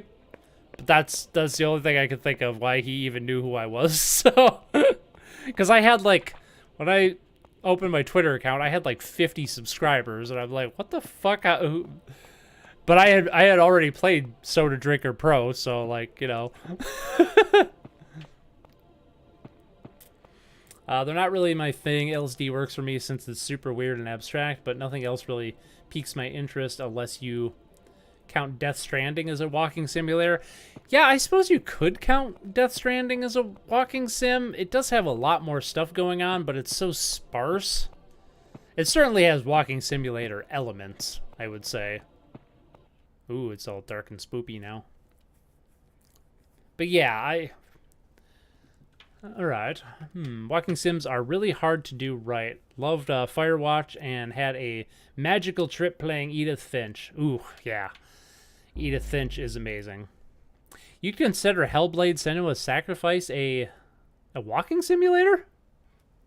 I would not. I'd call that a horror game, personally, or like a... I mean, I suppose you could have a horror walking simulator. There are several of those, but I would consider Hellblade more of an action game, really. Like, there's a lot of combat in that game.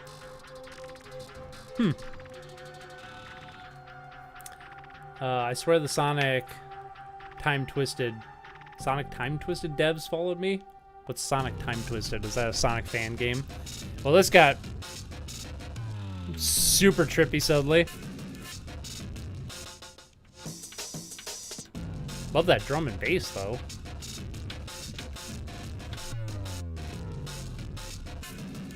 This game is, if nothing else, this game is a fucking experiment, man. I gotta pee. It's a flex for me, nice. Because they just see Sonic the Blue Rat and thought, yes. I am interested in Superliminal with its trippy perspective puzzles. Yeah, I haven't heard too much about that one yet, but oh my god, how long is this? Jesus. This is going on 5 ever. The only walking sims I played are Slender Arrival and the PS4 and the PS4 God of Wars. That's a burn. But I agree. Okay, yeah, so let's see. Wako's mentioned Firewatch and Edith Finch. I personally did not like Firewatch. I thought it was all right. My friend Matt and I disagree with this one because he loved Firewatch, but I didn't hate it or anything. I just thought it was fine. I did not care for the I don't know. I did not care for the conversations between the two characters. I think that's what it was for me. I didn't find the two main characters to be particularly interesting. So, and that's kind of like the heart of that whole game. So, if you don't like that, you're pretty much out. Is this still the game, or did it go to what is happening right now? But anyway, so yeah, wasn't big on Firewatch. Edith Finch, however, is probably my favorite walking simulator. Oh my god, I love What Remains of Edith Finch. That is such a good game. Giant Sparrow's previous game, The Unfinished Swan, is also a fantastic game. I really hope they make a third game here soon. This is a pretty fire song, I gotta say. LSD.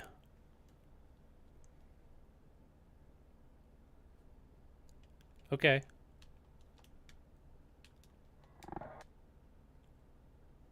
That was still the game. Jesus.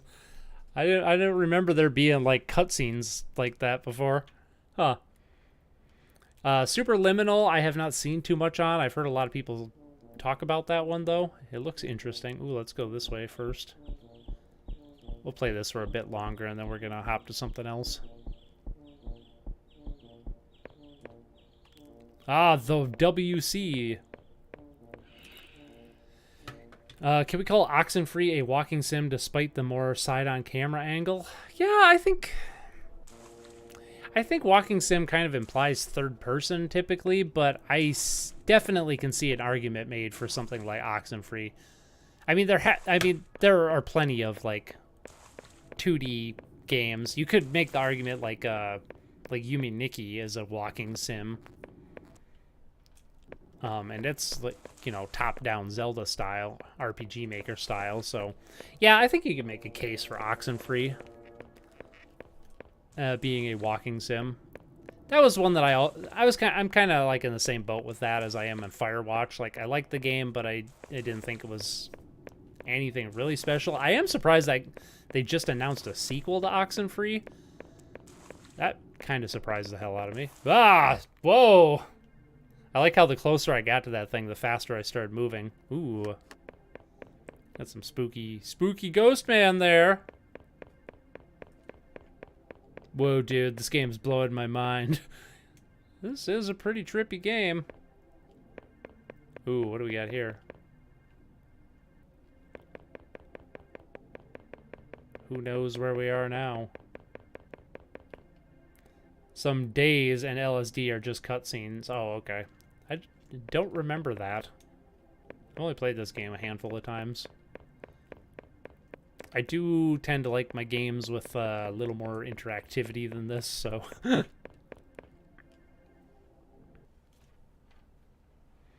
I zoned out, but I heard Noah giving an opinion, so I disagree. Don't touch him. Oh, too late. I didn't think I touched him. His hitbox was like a mile long. I think getting lost and in the music visuals is what stuck with me, and Firewatch agreed the characters left much to be desired. I wanted more closure from the story. Yeah, that was something I wanted too. Can I go in the water? Ooh, nope. I think I just died. Does red mean death? Can you die in your dreams? Does Freddy Krueger come and get you? Nah, we're fine. We're back at the row houses. Don't touch the old man. Don't touch the old man. But yeah, overall, I kind of like walking simulators as a genre. There are some that I really can't stand. Dear Esther comes to mind, which is like, you know, wrongly considered the first walking simulator because it kind of popularized the genre, but I really I hate that pretentious fucking game so much. It's just like, I don't know. But like, yeah, something like The Unfinished Swan or What Remains of Edith Finch was really good. I'm trying to think of some other ones I played. Ether 1 or Ether 1 was a pretty good one. So overall, I like the genre. I think they get shit on a lot because a lot of the bad ones are kind of brought front and center, and it's usually ones that are like really pretentious, like Dear Esther, or what was another one that I played? Beyond Eyes, where you played as like a blind girl and like you uncovered parts of the world through like finding like sound and stuff, like so it kind of like painted a picture like you were Daredevil or something. That was a really pretentious piece of crap. And those are the games that kind of get the most attention when it comes to the walking simulator genre, so I think that's why the genre has such a bad reputation. Or like Firewatch. Like, again, I kind of like Firewatch. I just don't think it's like super good, but it seems like it's constantly portrayed as like one of the most like artistically important games of all time, and that's kind of like the thing I can't stand about a lot of the popular walking simulators is like that there's something pure and artistic and wonderful about these games, that these games are the true art of video games, whereas something like Rocket Knight Adventures or like Super Mario Odyssey, no, those are just children's toys. They're not art. And that's bullshit, because all video games are art. And something like Rocket Knight Adventures and Super Mario Odyssey is far better art than fucking Dear Esther.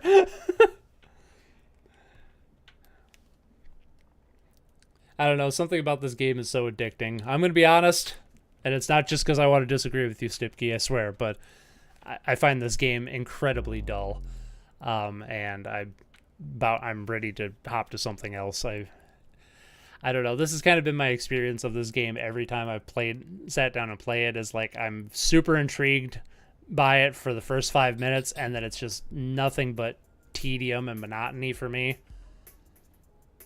I mean, I like the trippy visuals. This is cool, but you know, I could experience this watching a video on YouTube rather than playing it myself, and I feel video games need a lot more interactivity than this, or at least some sense of direction. Like, you know, if this game was all walking through trippy areas like this, but you had like an end goal and you knew what you're going to do, I think it would be a much better experience. And I think that's where like the best walking simulators come in, is like they have, you know, something like What Remains of Edith Finch has like, you know, a little bit of interactivity. It's mostly walking, it's mostly taking in the atmosphere and stuff like that, but you know, there's the fish mini game in What Remains of Edith Finch that, you know, was brilliant. And or like, you know, being on the swing as like the little girl, and then she like jumps off the swing and turns into a bird and then turns into a cat and stuff, and then like the camera changing its perspective as you're walking about. Like, stuff like that is really interesting, but just walking around aimlessly, I find it interesting, but I just feel like that sort of thing is better done in, like, an experimental indie film than in the medium of video games, so yeah, that's kind of where I'm at. And I'm done with LSD Dream Emulator. Interesting, love the trippy visuals, but it bores me to tears every time I play it. Oh, the Stanley Parable. There's a great, yeah, Stanley Parable's fucking fantastic. Yes, Stanley Parable might be the exception in a walking sim, trying to be artsy and instead just being funny, or at least the demo was. Well, yeah, and the demo is like a completely different game. And then I just played, let's see, what do we have for time here? We got about an hour left. What do you guys want to play? We got Legend of the Mystical Ninja and AM2R were two things thrown out there. What would you guys rather play? I'll see if I have Legend of the Mystical Ninja first before we do that. I think that's what you said. Where is Super Nintendo? Did I go past it? No? Yes, I sure did. Okay.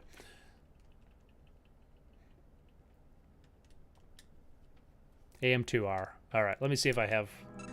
We should play AM2R since we have like an hour left. Let's do that. Because I did bring that up last week. It's just Mystical Ninja? Is that what it is? I don't even know if I have it.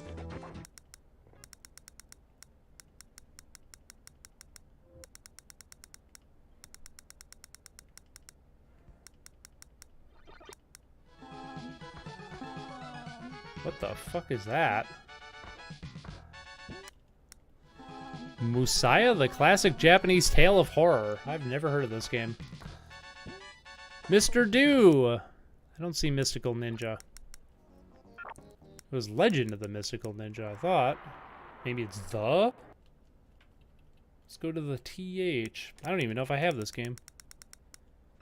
Oh god, there's so many T's. Pirates of Darkwater. Magical Quest starring... Ah, The Legend of the Mystical Ninja. Okay. I do have it. Okay. We're going to play AM2R. Maybe it's The Legend. It is The Legend. I'm going to put that on the list for next week, I think. Because we did talk about playing AM2R last week, so we should probably play that first. The Legend of... I won't put Goemon this time so I don't forget. Go Ninja. Alright. Play some AM2R, which I added to the Steam Deck earlier today. Oh yeah, and also the Bloodborne PSX, which I need to check out too. We got an hour left. We might have time for both. Let's play some AM2R, baby.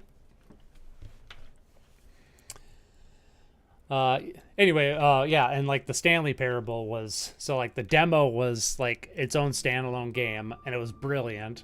And then the Stanley Parable, the full game, as its own game, and it's brilliant. And then they came out with the Stanley Parable Ultra Deluxe, which I played recently for the first time. And it's marketed as an expansion of the first Stanley Parable, but it's also kind of a sequel at the same time. It's really interesting. So, yeah, I love that. Ooh, another good walking simulator is The Beginner's Guide, which is by one of the people that made the Stanley Parable. Also a fantastic game. Highly recommend. Ah, the second best Metroid game. And it's not even made by Nintendo. Alright, I played this earlier to see if it worked. Let's just do that. Normal game, normal difficulty. Let's do this, baby. Metroids. Metroids everywhere. I like the Oxenfree Teams follow-up. Wait, I like the Oxenfree Teams follow-up game more, After Party. Huh, I've never heard of that one. Yeah, I didn't know they actually made anything else. Other than Oxenfree 2, which was recently announced. Ever heard of Sword of Etheria? No, I have not. Also on Super Nintendo? Once again, I find myself standing alone against the Metroid menace. What horrors await me within the depths of their homeworld? Fun times, that's what, Samus.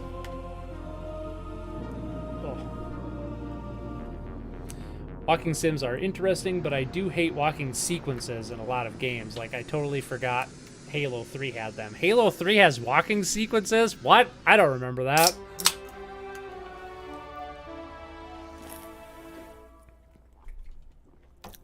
Maybe that was one of the reasons I didn't like Halo 3 all that much. Boing.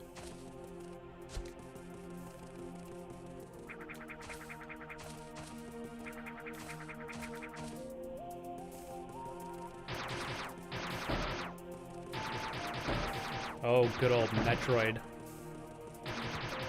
I do love me some Metroid.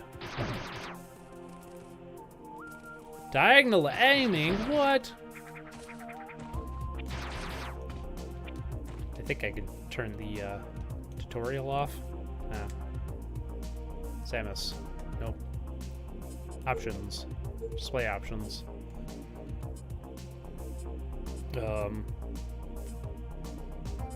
Metroid counter. Local. In-game hints. Disabled. There we go. I don't need that. I have played a Metroid game before. So Konami published a game where it's Devil May Cry crossed with The Wizard of Oz? What? Is this a recent game? Probably not if it's Konami, because they kind of been gone for the last couple of years. Huh. So this game called Legend of Etheria is Devil May Cry crossed with The Wizard of Oz. That's what you're telling me. That sounds rad. Game saved.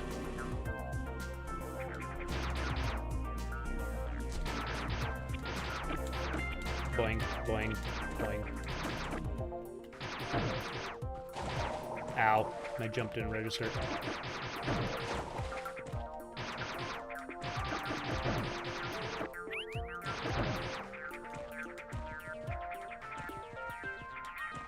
This game's super snappy, like Zero Mission, which is great, but I'm so used to like the floatiness of Super Metroid that it always throws me off at first.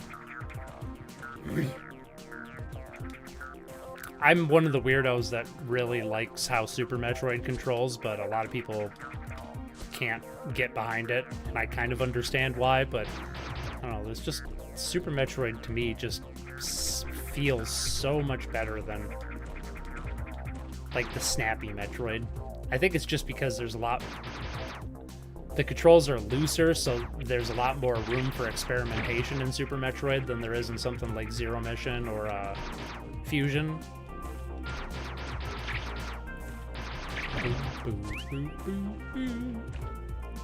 The plot of After Party is you and your best friend die and can only escape from hell by out-drinking Satan. Better script than Oxenfree, but very similar mechanics. That sounds pretty fucking great. I like that concept.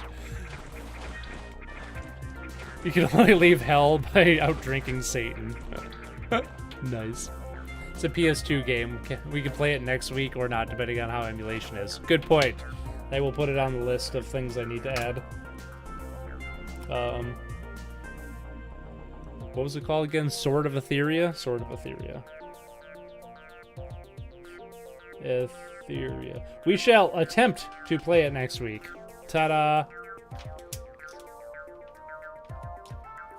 The only Metroid I've ever played are Fusion and Dread. I mean, you can't go wrong with either. Both are quite good.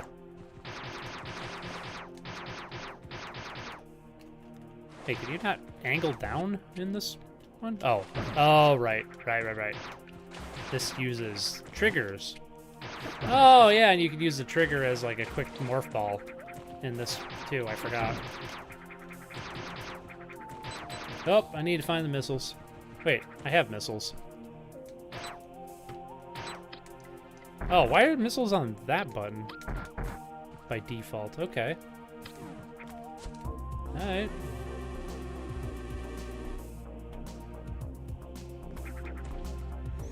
Yeah, I really like Fusion, but I don't like how on rails that game is. Like, that game forces you down the same path every time you play it. which kind of makes sense with the theme of the game, that it's, you know, that Samus is, like, underpowered and,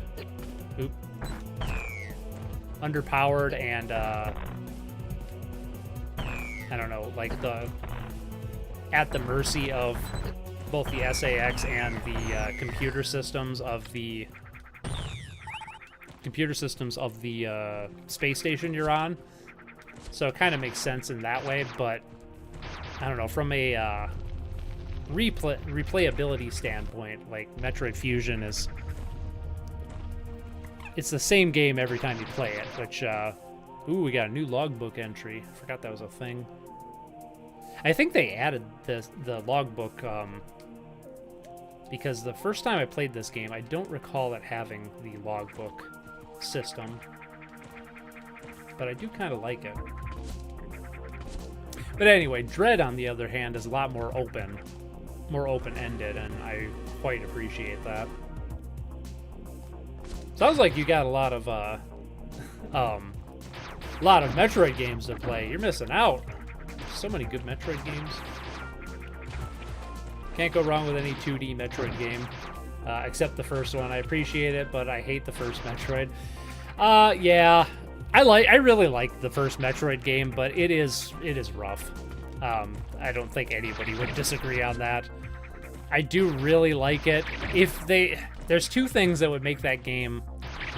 There's one thing that would make that game bearable, and a second thing that would make the game fantastic. The first one is if you actually started with full health after you died, rather than starting with 30, regardless of how many energy tanks you have. That is such a big fucking downside to the first Metroid game, that every time you die, you have to spend like fucking 10 minutes farming health before you can play the game some more, and then you'll probably die right away again. So if they fix that, which there probably is a ROM hack for that, I would hope so anyway, then that would be fine. It would be bearable then. And if there was like a rudimentary map, like even if it was just like a corner map like AM2R has right here. I mean, I know AM2R has like a full map too, but like a corner map for the original Metroid would go a long way toward properly orienting yourself in that world. So yeah, I really like that game, but it is rough. It's one of those games that you don't really start enjoying it until you've played it a shit ton. And I have played it a shit ton, so I find it fun these days, but even I get lost, and I've played through the game like, I don't know, 6 or 7 times, but I still get lost every time I play the original Metroid. I have to look something up, which I don't feel is the best design, but for the time it came out in, fair enough.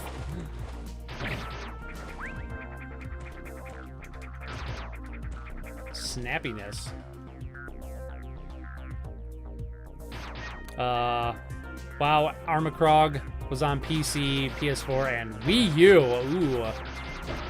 Gotta break out that Wii U, although my Wii U is probably dead because of, oh god, my legs have, I got a cramp in my leg again. Ah! My Wii U is probably dead because it hasn't been plugged in for probably 5-6 years now, and apparently Nintendo, I think I talked about this on stream before, apparently Nintendo cheaped out with the NAND flash memory that they use, so if it goes like even just a few years without power, like you can brick your system because the operating system will get erased, which is a great design. So like a lot of people right now are, oop, I did not mean to do that. A lot of people right now are finding that they're plugging in their Wii U after years of it being in a box somewhere, and they're just like, oh no, it's dead. It's bricked. There's nothing I can do to fix it. So mine's almost certainly dead because I never played that fucking thing.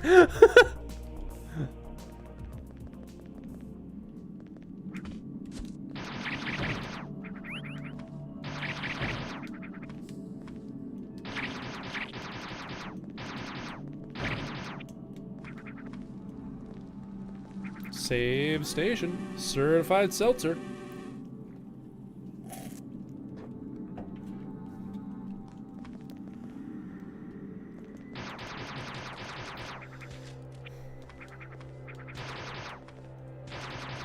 More Metroids. Do I have the Morph Ball Bomb? I sure don't. Okay, we'll be coming back.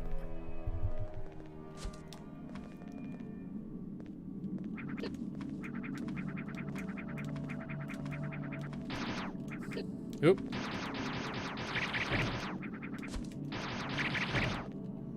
No. A save state? Gasp. Well, I didn't use a save state. It's a save station. Did I say save state? I might have. That sounds like something I would say. All I know, all this emulation I've been doing lately. I'm save scumming motherfucker.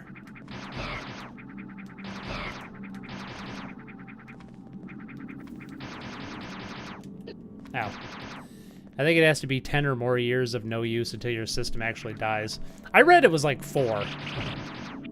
Or I read that like some people are experiencing like 4. NAND flash is supposed to be good without power for 20 to 30 years by default, but whatever flash that they used in the Wii U apparently is like really shit. So apparently it's dying sooner. I don't know. I haven't checked mine, but I have heard horror stories of people that like haven't played their Wii U or had it plugged in for like 4 years and it's already dead. It might just be a handful of Wii U's though. It's probably not all of them, but it does seem like it's a really common issue. At least common enough that people are pointing it out. But then again, it could just be Nintendo fans because, I don't know, they're a vocal group, those diehard Nintendo fans.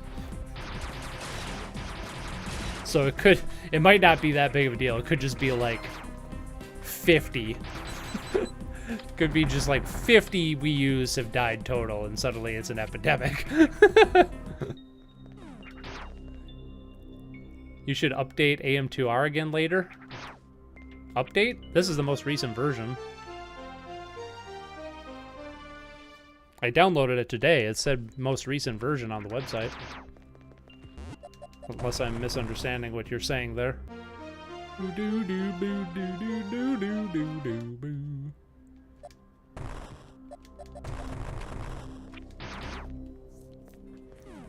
It's definitely not the version I played back in the day because I'm pretty sure the logbook was not part of it, as I was saying earlier. And as sad as it is, it's still the Wii U. Exactly. Does anybody really care? Diehard Nintendo fans who think that who refuse to admit how shitty the Wii U is. Nope, I think there's a 1.75.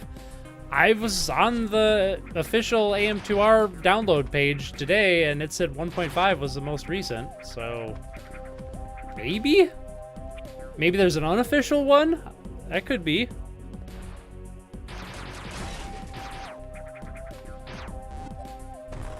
I know this game, like, allows mods and stuff like that, so...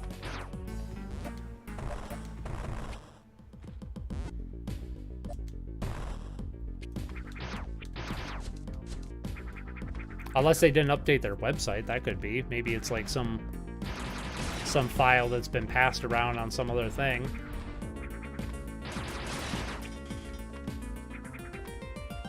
Don't get me wrong, it has good games, but it does kind of suck. Oh, absolutely, yeah. There's certainly good games on the Wii U, but the system itself is fucking garbage.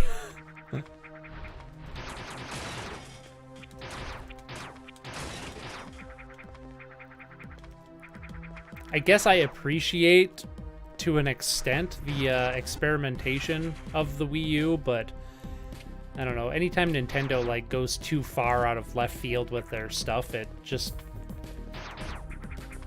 kind of, I don't know, it puts an expiration date on their stuff. So like the Wii, which I've never been a fan of the Wii, but I like it more than the Wii U.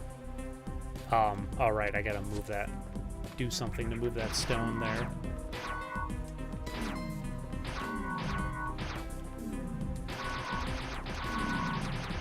Maybe I need a charge beam for this, I don't remember. Nope, you just gotta fiddle with it. But like even with the Wii, like it was popular back in its day, but now that it's been a few years, it's hard for people to get into it just because of how weird the control system is, and I don't know, it's kind of like one of those things, like if you weren't there at the time that it was new, going back to it is more difficult because of how different it is from like standard gaming peripherals, which is kind of why I think they made the right call with the Switch and having like, you know, the Pro controller is like, you know, a regular fucking controller. The Joy-Cons are basically a regular controller too, and it just allows like developers to, you know, it allows developers to stay within like their comfort zone and not go hog wild with like gimmicks and stuff like that. Oh, I should probably hit that save station. If there isn't an option for widescreen, then it's not the latest. Granted, they are unofficial patches, but most fans do like it. I think you need an AM2R updater. Is this game? I don't think this game's supposed to be in widescreen though. It's supposed to be in 4:3 because otherwise, like, this room wouldn't work here. I think there's probably, I'm sure there's updates like you're talking about, but yeah, if there isn't an option for widescreen, then it's not the latest. Granted, they are unofficial patches, but most fans do like it. Okay, yeah, I mean, that's probably what we're talking about here. I'm playing the official version of this game, which I didn't even notice it was in 4:3 until you pointed it out. 2, I like 4:3. I don't feel every game needs to be a widescreen. Some games do. This doesn't. I don't like the idea of, as I was kind of saying last week, with like mods and stuff. I don't like modding games personally, because I like experiencing a game the way the developer intended it to be experienced. And I can just tell by the way this game is designed, it's clearly supposed to be in 4:3. I'm not saying it doesn't play well in widescreen, but just like this corridor here was clearly designed with a 4:3 aspect ratio in mind. So that would be how I'd prefer to play it. Putting it in widescreen isn't actually going to make the game any different. It's just going to get rid of the black bars on the side, which I don't really care about. So I'm guessing what you're referring to is an unofficial version, and that I'm playing the official version. So I don't know. I'm gonna stick with this. I'm not most fans of Metroid. I like this. This is great. I need to morph ball there.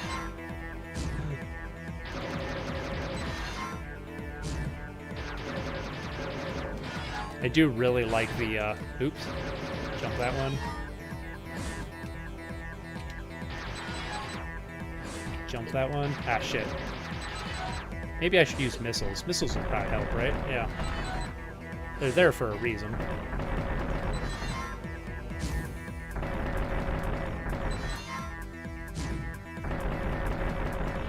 There we go. I think the patch also adds a few creatures that were in the original. That would be interesting. You're saying there's creatures in AM2R there's missing creatures from the original game? That would surprise me, considering what a faithful reimagining of this game the original game this is. I'll look into what you're talking about, Tanish, but I probably won't because I probably won't download it or update it. Like I was saying, because this, unless I'm dead wrong and I wasn't on the like official download page, which I'm pretty sure I was. It was like the AM2R itch.io, which I think is the proper place for this game these days since Nintendo destroyed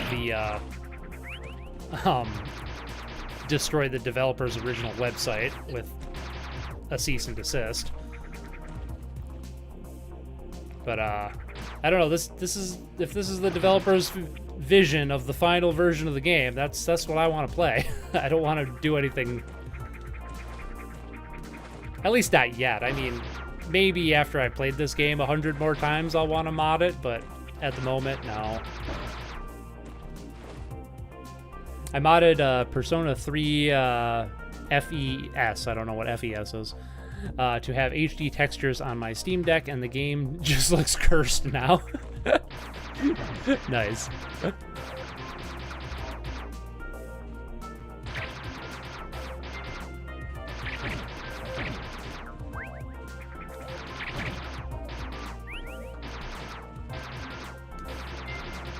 The character models became soulless, unblinking marionettes. Nice.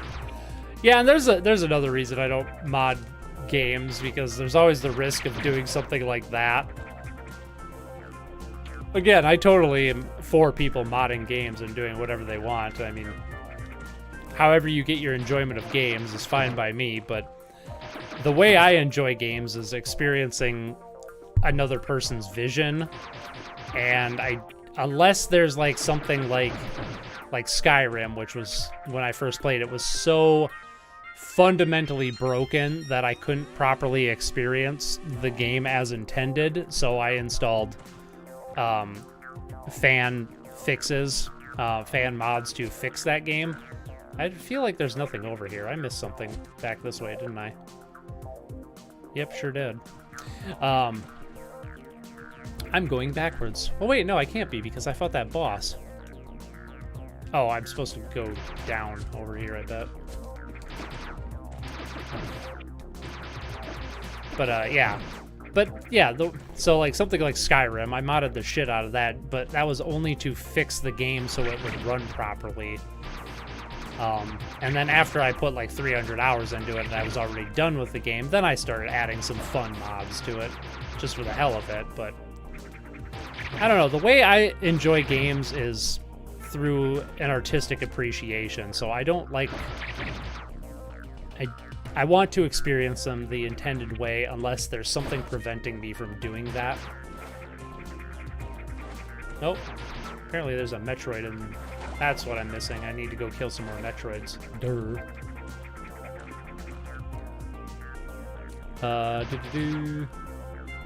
FES is the 2007 re-release of Persona 3 that added new content, like Persona 4 Golden and Persona 5 Royal, or Pokemon Yellow, Crystal, Emerald, Platinum. Gotcha. I understand now. Thank you for putting it in Pokemon terms. Now I perfectly understand.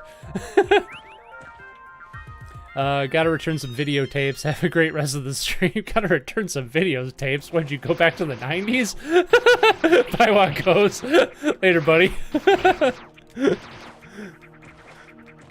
Thanks for coming out to the stream. See you next time. Then again, Minecraft kind of needs mods to make the game more interesting and stable. I would agree now, because Microsoft kind of ruined it, but I was a holdout for a long time with Minecraft not needing anything like that.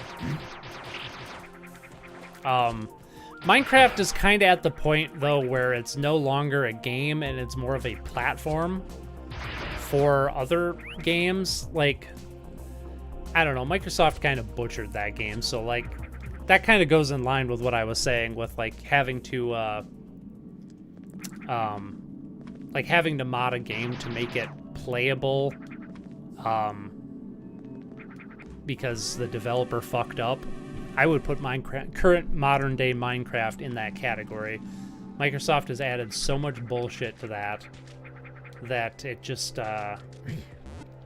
it's not even the same game anymore, really. It's just like, you know,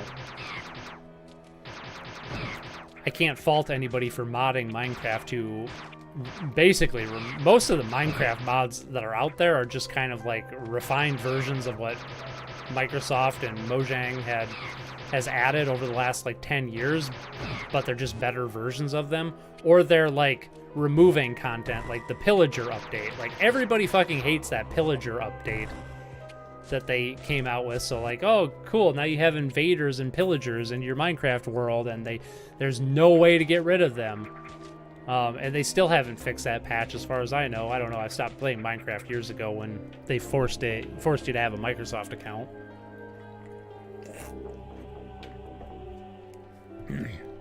So yeah, I would, if I ever feel like playing Minecraft again, which is kind of a long shot, I'm pretty sick of that game, but if I ever feel like playing that again, I will absolutely be modding Minecraft. But that's only because the original vision of Minecraft is long dead and buried, and it would be modding in an attempt to reclaim some of that. Ah, spooky! Get your ass up there. Oh, I jumped in register again. Fucking stiff-ass controls.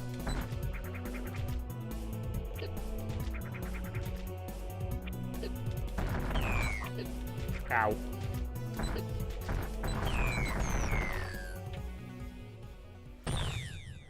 The only mods I use for Minecraft are Sodium and Iris for performance fixes and shaders. I have not even heard of those.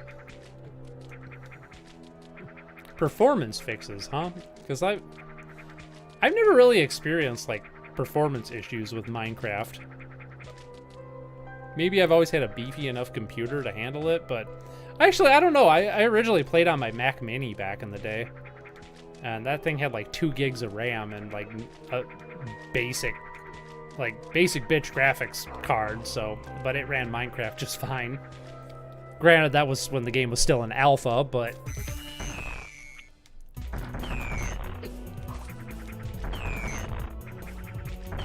I know my buddy Matt, who's on the stream occasionally, he has a heavily modded Minecraft server that he's been playing for years, and he quite enjoys it. So I'll probably, if I ever feel like playing it again, I'll just get a copy of what his creation. Oh, I ran out of missiles. That's not good. And I don't. And you can't do anything if you run out of missiles. I don't think morphball bombs count. No, it's gotta be missiles. I'll be back. I ran out of missiles.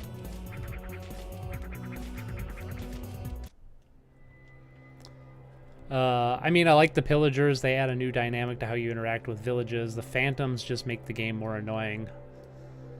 I don't even know what the phantoms are, to be honest. I must have stopped playing before they added that. I don't mind the pillagers as a concept, but what I hated about the pillagers was that there's no way to like remove them. Like they always respawn in the same location. I think it's a good idea in theory, but it was poorly executed. There should be a way to like remove them. Like I don't know, like after you kill all of them, take over their base and like capture the flag sort of thing, and like suddenly you take over their base and then they're gone forever, or destroy their building or whatever. Because what I've had happen before is like I'll be in an area with I'll like start a world and I'll like put my base down and I'll be like one chunk away from pillagers spawning in, and then I'll head in that direction, and then suddenly they're all over my base all the fucking time, and just like I don't know, it's just really annoying. So like the only option there is to like move your base and go somewhere else. Oh, that's right, save stations recharge missiles in this game. Fuck yes. God, what a great design choice. I thought I was gonna have to go farm for missiles.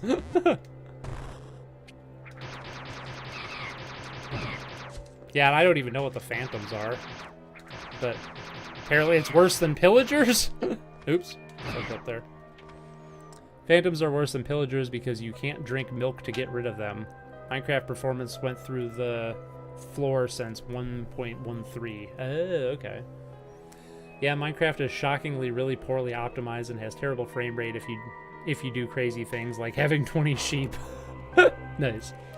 So phantoms are flying things that appear at night when you haven't slept in a while. Oh, that. Okay, I guess I do remember that. So they just hit you at night unless you sleep. Yeah, I do remember that. That is pretty annoying.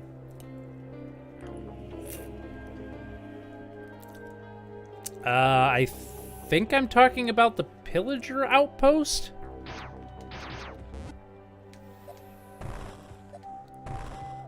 I don't know. I remember my last playthrough, or last time I played Minecraft, the pillagers were just everywhere and annoying and never left me alone, and it was really annoying. Drowned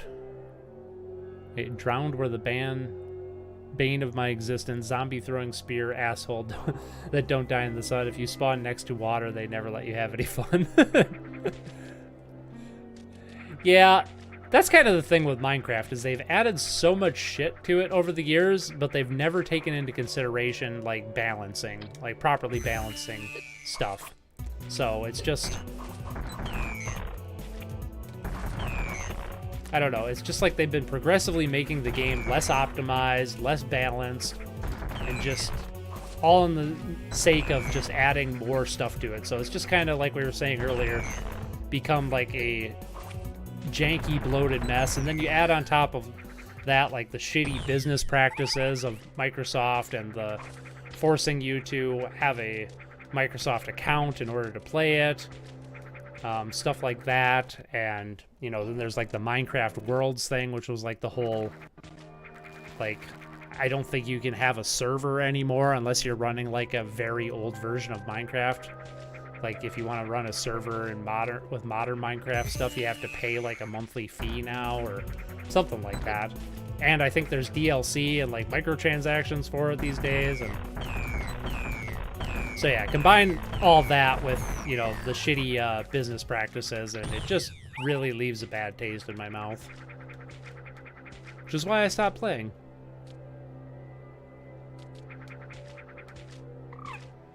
Oh, the things.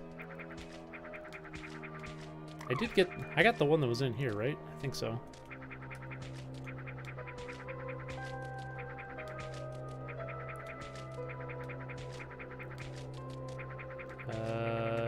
Yep, sure did. Mob votes don't help because they rely on the community to choose what to add. Sounds good in theory until you remember it's the Minecraft community. Is that a thing? So like people vote on what like the next updates are? That's a terrible idea.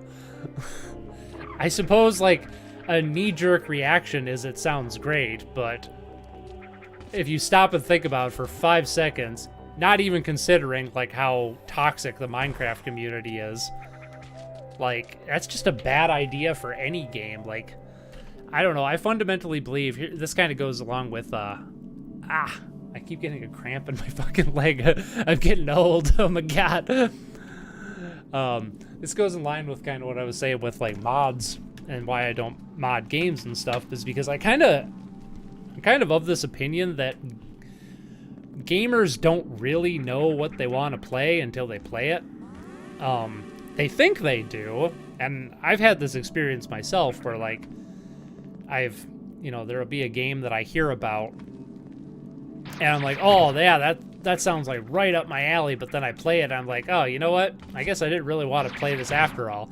But then there's also been plenty of other games where, you know, I'm like, well, that sounds stupid, but then I end up playing it for whatever reason, and then I'm like, oh, you know what? This is fucking amazing. I mean, Dark Souls is a great example of that. Like, you know, I did not think I wanted a game like that until I had already played it. So the idea of, like, asking people what they want to add to the game, I don't know, it just falls in line with what I was saying. Like, people don't know what the hell they want. And that if you give them what they want, or what they say they want, they are probably just making it worse for everybody. Phantoms were a mob vote, and it was a landslide win because all the big YouTubers thought it would be a massive game-changing mob, but all it does is make you carry a bed. That's true. And glow squids are extremely boring. Yeah, or all the little creatures they add to Minecraft these days too, or like, you know, I guess it's fine, but it's just a little, I don't know. It's very much, now that you told me about like the mob stuff, it totally, I thought I missed a thing here. Now that you told me about the mob voting, it totally makes sense why they add so much random shit to Minecraft these days, because it's like, people go, oh, I want parrots, I want axolotls in the game. Of course you do. Everybody wants their own little favorite thing, and then we all have to add it, and we all have to abide by it. Yeah, mob voting's a terrible idea.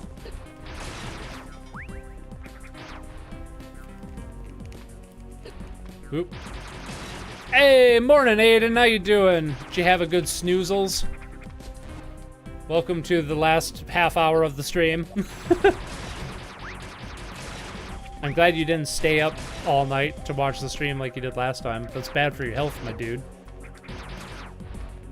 We're talking about Minecraft and how it sucks these days at the moment while playing Metroid. Oop.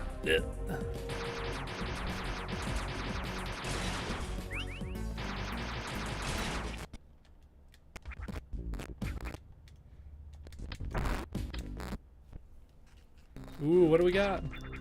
Charge beam. Hold X to charge your beam. Oh, I will charge that beam.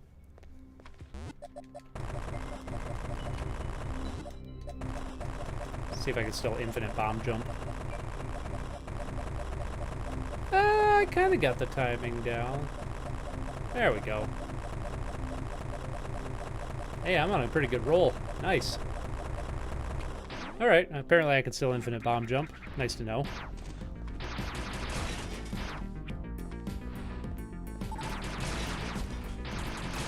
It's a lot harder to do in Super Metroid than it is in this.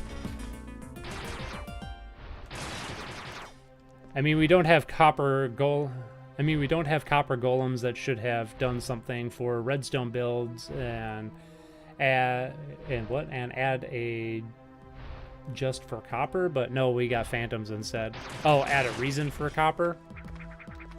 Wait, is copper even a thing? I don't remember copper. When did they add copper? Ow.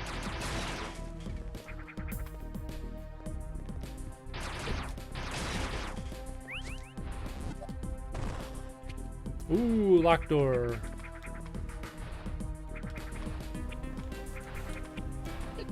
Ow. Shit. Oh yeah, I got a charge beam now. I should probably use it. Yeah.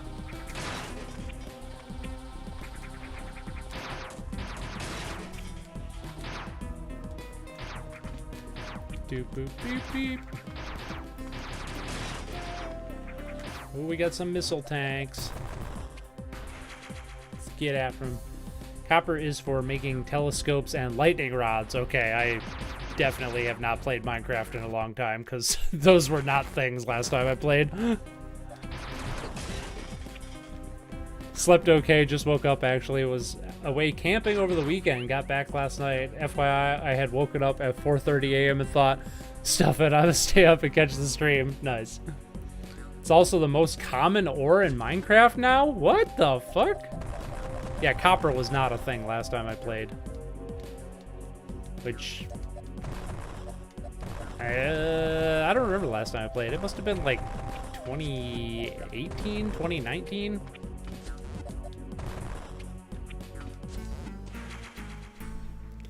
So there's just copper everywhere and there's nothing to do with it? Is what you're saying? Nice. That was kind of how, because I started playing Minecraft when it was in alpha. And that was kind of like, I don't know if Lapis Lazuli was in alpha or they added it in beta, but for the longest time, there was nothing to do with Lapis. And it was, you know, fairly common. I mean, it was about as common as diamonds. So you'd end up with all this lapis, and you're like, ooh, what am I gonna do with that? Fucking nothing. And I don't know, at least last time I played, I still don't think there was a lot you could do with lapis.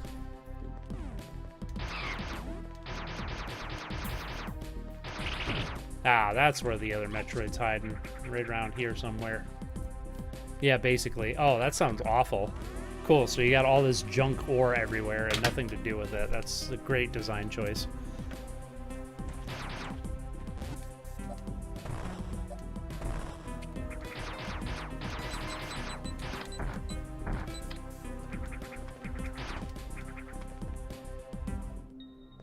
Ooh, spooky. You could dye wool blue. Oh yeah, that was a thing you can do now. You couldn't even do that when they first introduced lapis. I mean, I think the intention there, though, is that you would... Because that was back before Microsoft bought. So it was very clearly, like, Notch and his team were... I don't need no frickin' spider ball to get back up here. I got wall jumps. How do you use a spider ball?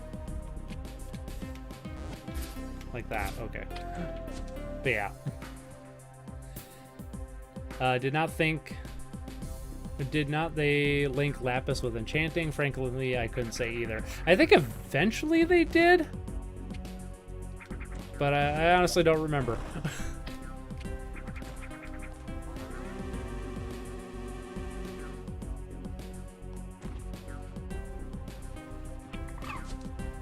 You're supposed to use the spider ball to get up here. But I think I'm an infinite ball jump, just for the hell of it.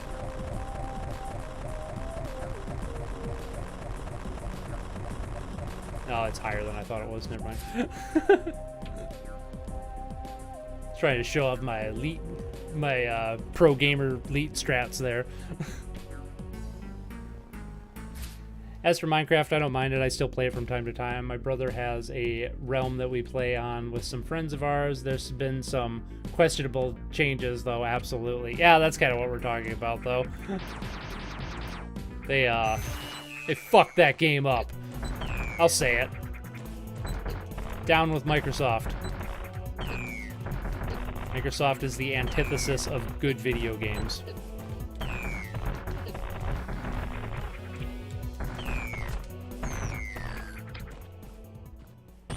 Oh, never mind. Those were the creatures from the original. I guess fan patches are just widescreen and balance tweaking. Oh, okay.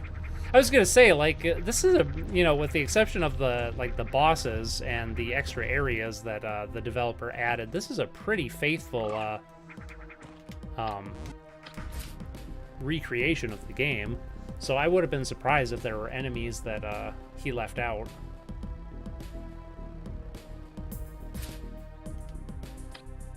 Wrong button. Do-boop. I love how early you get the spider ball in this game, so you could just go exploring, like, right away.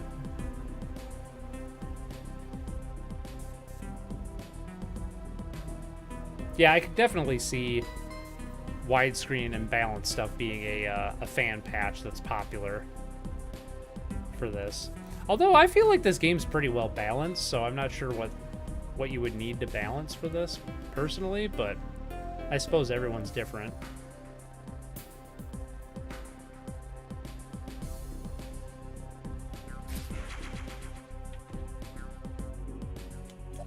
And like I was saying earlier, I am one of the weird people that likes, you know, 4:3 aspect ratio.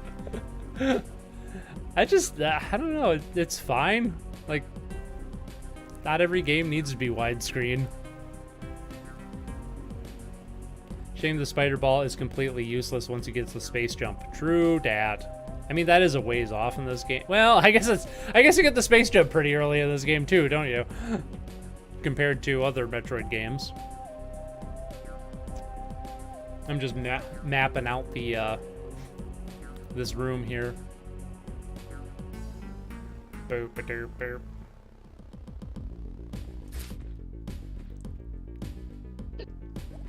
Yeah, that's something that annoys me, is like, now I gotta come back with the space jump so I can fill in the map right there.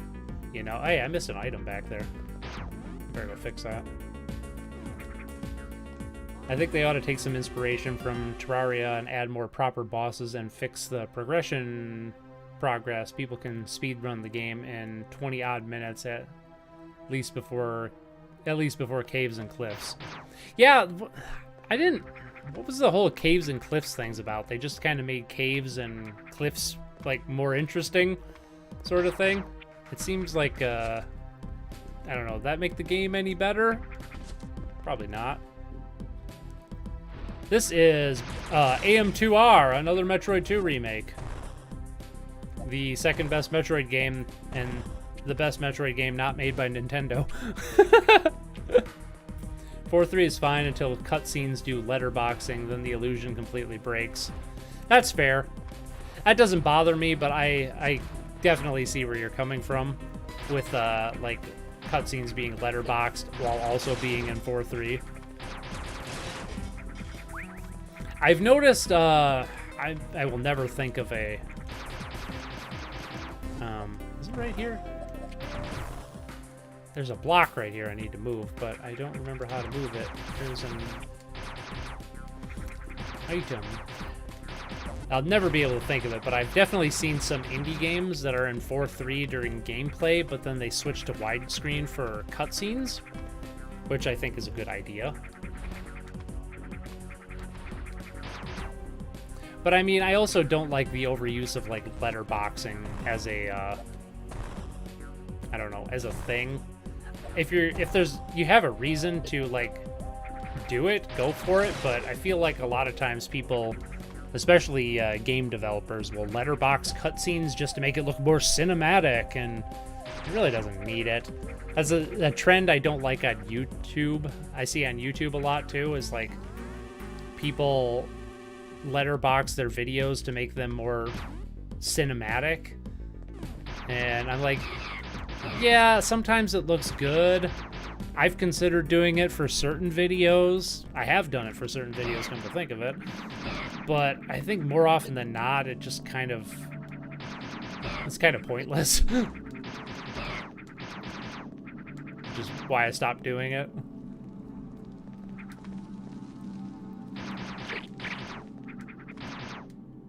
But I think it just goes to show something different about my brain, because like you were saying with the widescreen earlier, like I didn't even notice that this was in 4:3 until you pointed it out, and then I'm like, oh, you're right, it is in 4:3. It's not in widescreen.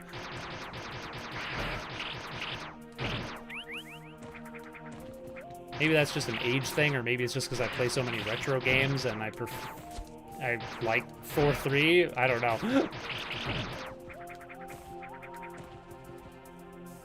I do have to say, though, I've tried to shoot videos in 4:3 before. It's fucking hard. Like, it's really hard to get everything you want on frame and with a 4:3 aspect ratio. Hey, we can go down here now. Woo! Caves and cliffs change the way terrain generates, but a bit of a double-edged sword, two-edged sword. Made caves much more interesting to explore, but at the same time, ores can be a little too easy to find sometimes. Oh, and there's copper everywhere, is what I'm being informed of. Useless copper is everywhere now. I think letterboxing is fine if the video is made for it. I mean, everything, everywhere, all at once does it really well. Oh, yeah, well, I mean, that's different. That's a movie, by all means. I'm talking about, like, YouTube videos that totally don't need to be letterboxed and clearly weren't shot in a wide format thing. It's different if you're shooting on, like, a anamorphic widescreen lens or something like that, so you can get that. What the hell? I don't remember why are there just random 3 crumble blocks here for no reason?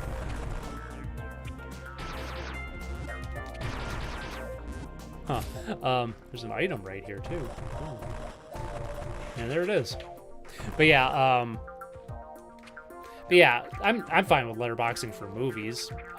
That makes sense because they're actually shot in a wider format than things can display, so the only way to properly display it on a 16:9 TV is to letterbox it. So that makes sense. It'd be nice if you can... Oh, you can. Never mind. I was going to say, it'd be nice if you can wall jump up the same wall. You can. I think those are crumble blocks anyway, so I can't get up there yet. And also, Everything Everywhere All at Once is a fucking fantastic movie. One of the few movies I actually watched last year. I love that movie. It was great. Especially as somebody who, like, has spent quite a bit of time, like, editing video... I want to go this way. As somebody who spent a lot of time editing videos and knows how tedious, like, fast cuts can be, to see how many fast cuts that fucking movie puts into, like, just a handful of seconds sometimes is outrageous, and I love it. Yeah, and I always liked it when movies would change their aspect ratio, too. So, like, Tarantino does that a lot in his films, where, like, he uses the proper aspect ratio for the scene he's trying to portray. Like, if it needs to be, like, an ultra-wide Lawrence of Arabia style wide shot, he does that. But if it's, like, you know, close and tight, he'll make it like a 4:3 framing or something like that. The Lighthouse is another movie that I feel like gets the idea of, like, using the proper aspect ratio just right, because it's such, like, an oppressive movie about, like, this character's descent into madness and, like, feeling trapped on this island with this other crazy dude. And it's in a 1:1 aspect ratio, which is just fucking oppressive. Like, you're just quite literally boxed in the entire time you watch it. It makes you super uncomfortable, but it makes the movie just, like, so much more impactful that way. Oh god, there's a Metroid. Ow, I missed. Ow, I missed.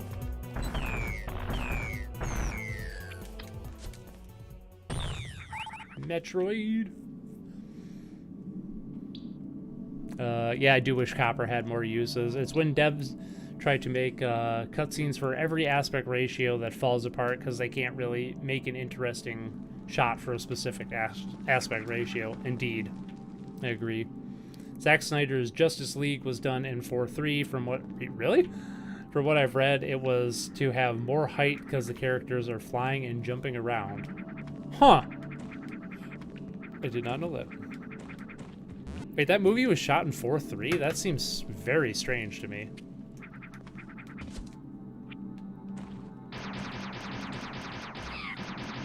I watched the Mario movie yesterday. First movie I watched at the cinema in a year. Nice! What did you think, Jimmel?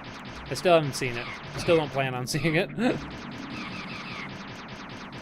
Ada, that's more complicated because that was also designed for an IMAX display, so everything was made to really engulf you. Maybe you didn't see that movie in IMAX. Yeah, that's a whole different thing because Dune's shot like that, right? I think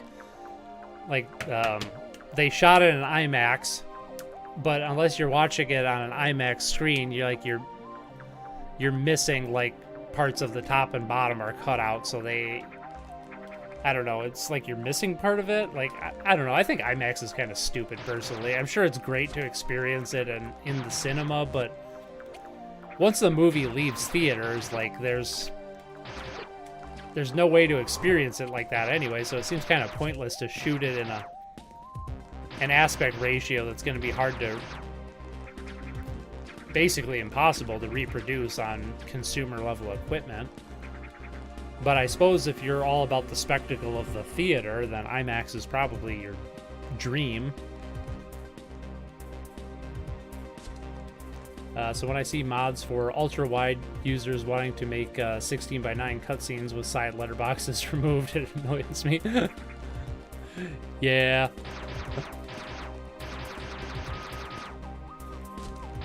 I mean, before I understood what like an aspect ratio was, because I remember, like, actually, so the way I learned about, like, the difference between, like, full screen, as we called it back when 4:3 TVs were the norm, and widescreen.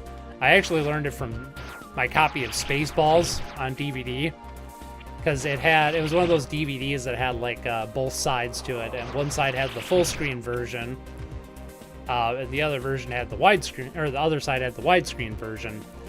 And the movie actually came with like a paper insert that showed a picture from the film. It's like the scene where all the characters are standing like waiting to meet yogurt. They show that the full screen version, only 2 of the characters are on screen. The other 2 on the side are cut off. But in the widescreen version, you can see all 4 of them. And that's what I think about whenever I think that. I'm like, oh, right. Full screen cuts off information, so you're not seeing the whole thing. But before I understood that, I'm like, why the hell would you want black bars on the top and bottom of your screen? That's such a stupid idea. But then after I got that copy of Spaceballs and like finally understood that, I'm like, oh, I get it now. This is shot for a different format. It's shot for a movie screen, not a TV screen.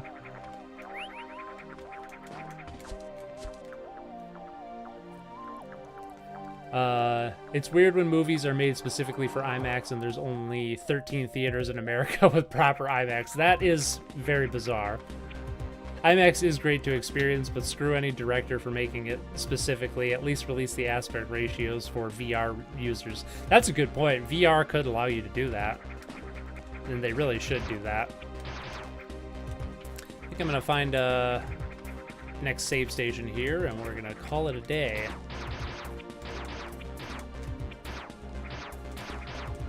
Come on. Dude is in my fucking way. Oh, you know what? Why don't I use the spider ball? Durr. Then I can sneak right past him. Yep, sure can.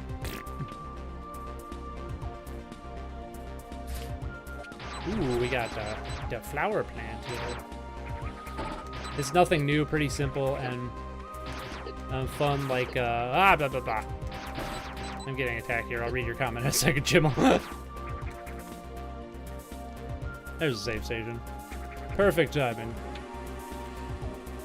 It's nothing new, pretty simple and fun, like the Sonic movies, so enjoy it, and the many, many Easter eggs. Still think that Pratt as Mario was not the best choice, but at least it was better than Cranky.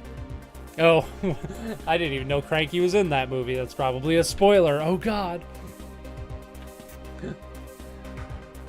Oh, I knew it wasn't shot in 4:3. Most of the footage was taken from Justice League, which wasn't shot like that, at least I assume. I just remember noticing it when I watched it at home.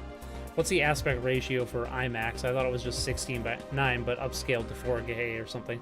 No, I think it's like... it's taller than 16:9 is. Well, and actually the movie cinema is usually like... it depends on what it is. Like, it could be like a 1 to 85 ratio, which is different, or 1.85 ratio, not 1 to 85. Hollywood uses their aspect ratios are in decimal, not like a ratio like that. IMAX is 4:3-ish, but the size of the screen is a big factor. Oh, really? Oh, I didn't know that. Okay. I can see that now. Oh, we gotta bounce out. Right. Quit game. I am sure. AM2R, Return of Samus. Exit the game. Oh, IMAX is 4-ish by 3-ish. Well, Cranky was in the first or second trailer. Really? I don't remember seeing Cranky. I'm pretty sure I watched all the trailers, but I don't remember seeing Cranky in the trailers. I don't know if it could be a spoiler, although after seeing the movie, they show a lot more in the trailer. Yeah, that was kind of the gist I got of like the trailers, is they showed most of the movie in the trailer, minus all the context. Yeah. I'm going to watch Dune in November, though. Or Dune 2 in November, though. Oh, me too. God, that trailer was awesome. I'm so excited for the Dune Part 2. And there was talks that it could possibly turn into a trilogy, and I'm like, that would be so dumb, because they covered like the first half of the book already, so why they're just gonna make it a bloated mess by turning it into a trilogy. But they showed the final confrontation of the book. I'll just leave it at that. They showed the final confrontation briefly in the trailer, so I'm like, oh, thank God it's not going to be a fucking trilogy, unless they end up making Dune Messiah into a movie, which would be awesome. They should do that. Screw me for liking IMAX. Yeah, fuck you, Tanish. I mean, I would like to experience IMAX, but I don't know. I think maybe Chicago has an IMAX, but I'm not driving to Chicago just to watch a movie, so fuck that. I watched Guardians 3 last night in an IMAX cinema. Didn't look 4:3 to me, but I don't really know much about the whole aspect ratio stuff. Yeah, I suppose if the screen's big enough, it would be hard to tell. I don't know. It does seem strange it would be like 4:3 though. You'd think it would still be like a wider aspect ratio than 4:3, but I don't know. Perhaps not. Well, I pretty much hit the wall. I'm quite tired. Thank you all for joining me for this wonderful retro game hopping afternoon. Hopefully I can get Vex to work so we can finally play that next week. That would be really nice. I also have The Legend of the Mystical Ninja on here that we will be playing, and then I'm going to get Sword of Etheria, and hopefully that'll work too, because I'm quite interested in this Devil May Cry meets the Wizard of Oz idea that you're throwing at me, so yeah, I'll check that out. Anyway, I'll see y'all next week. Have yourselves a wonderful week, and thanks for joining me again. Okay, bye!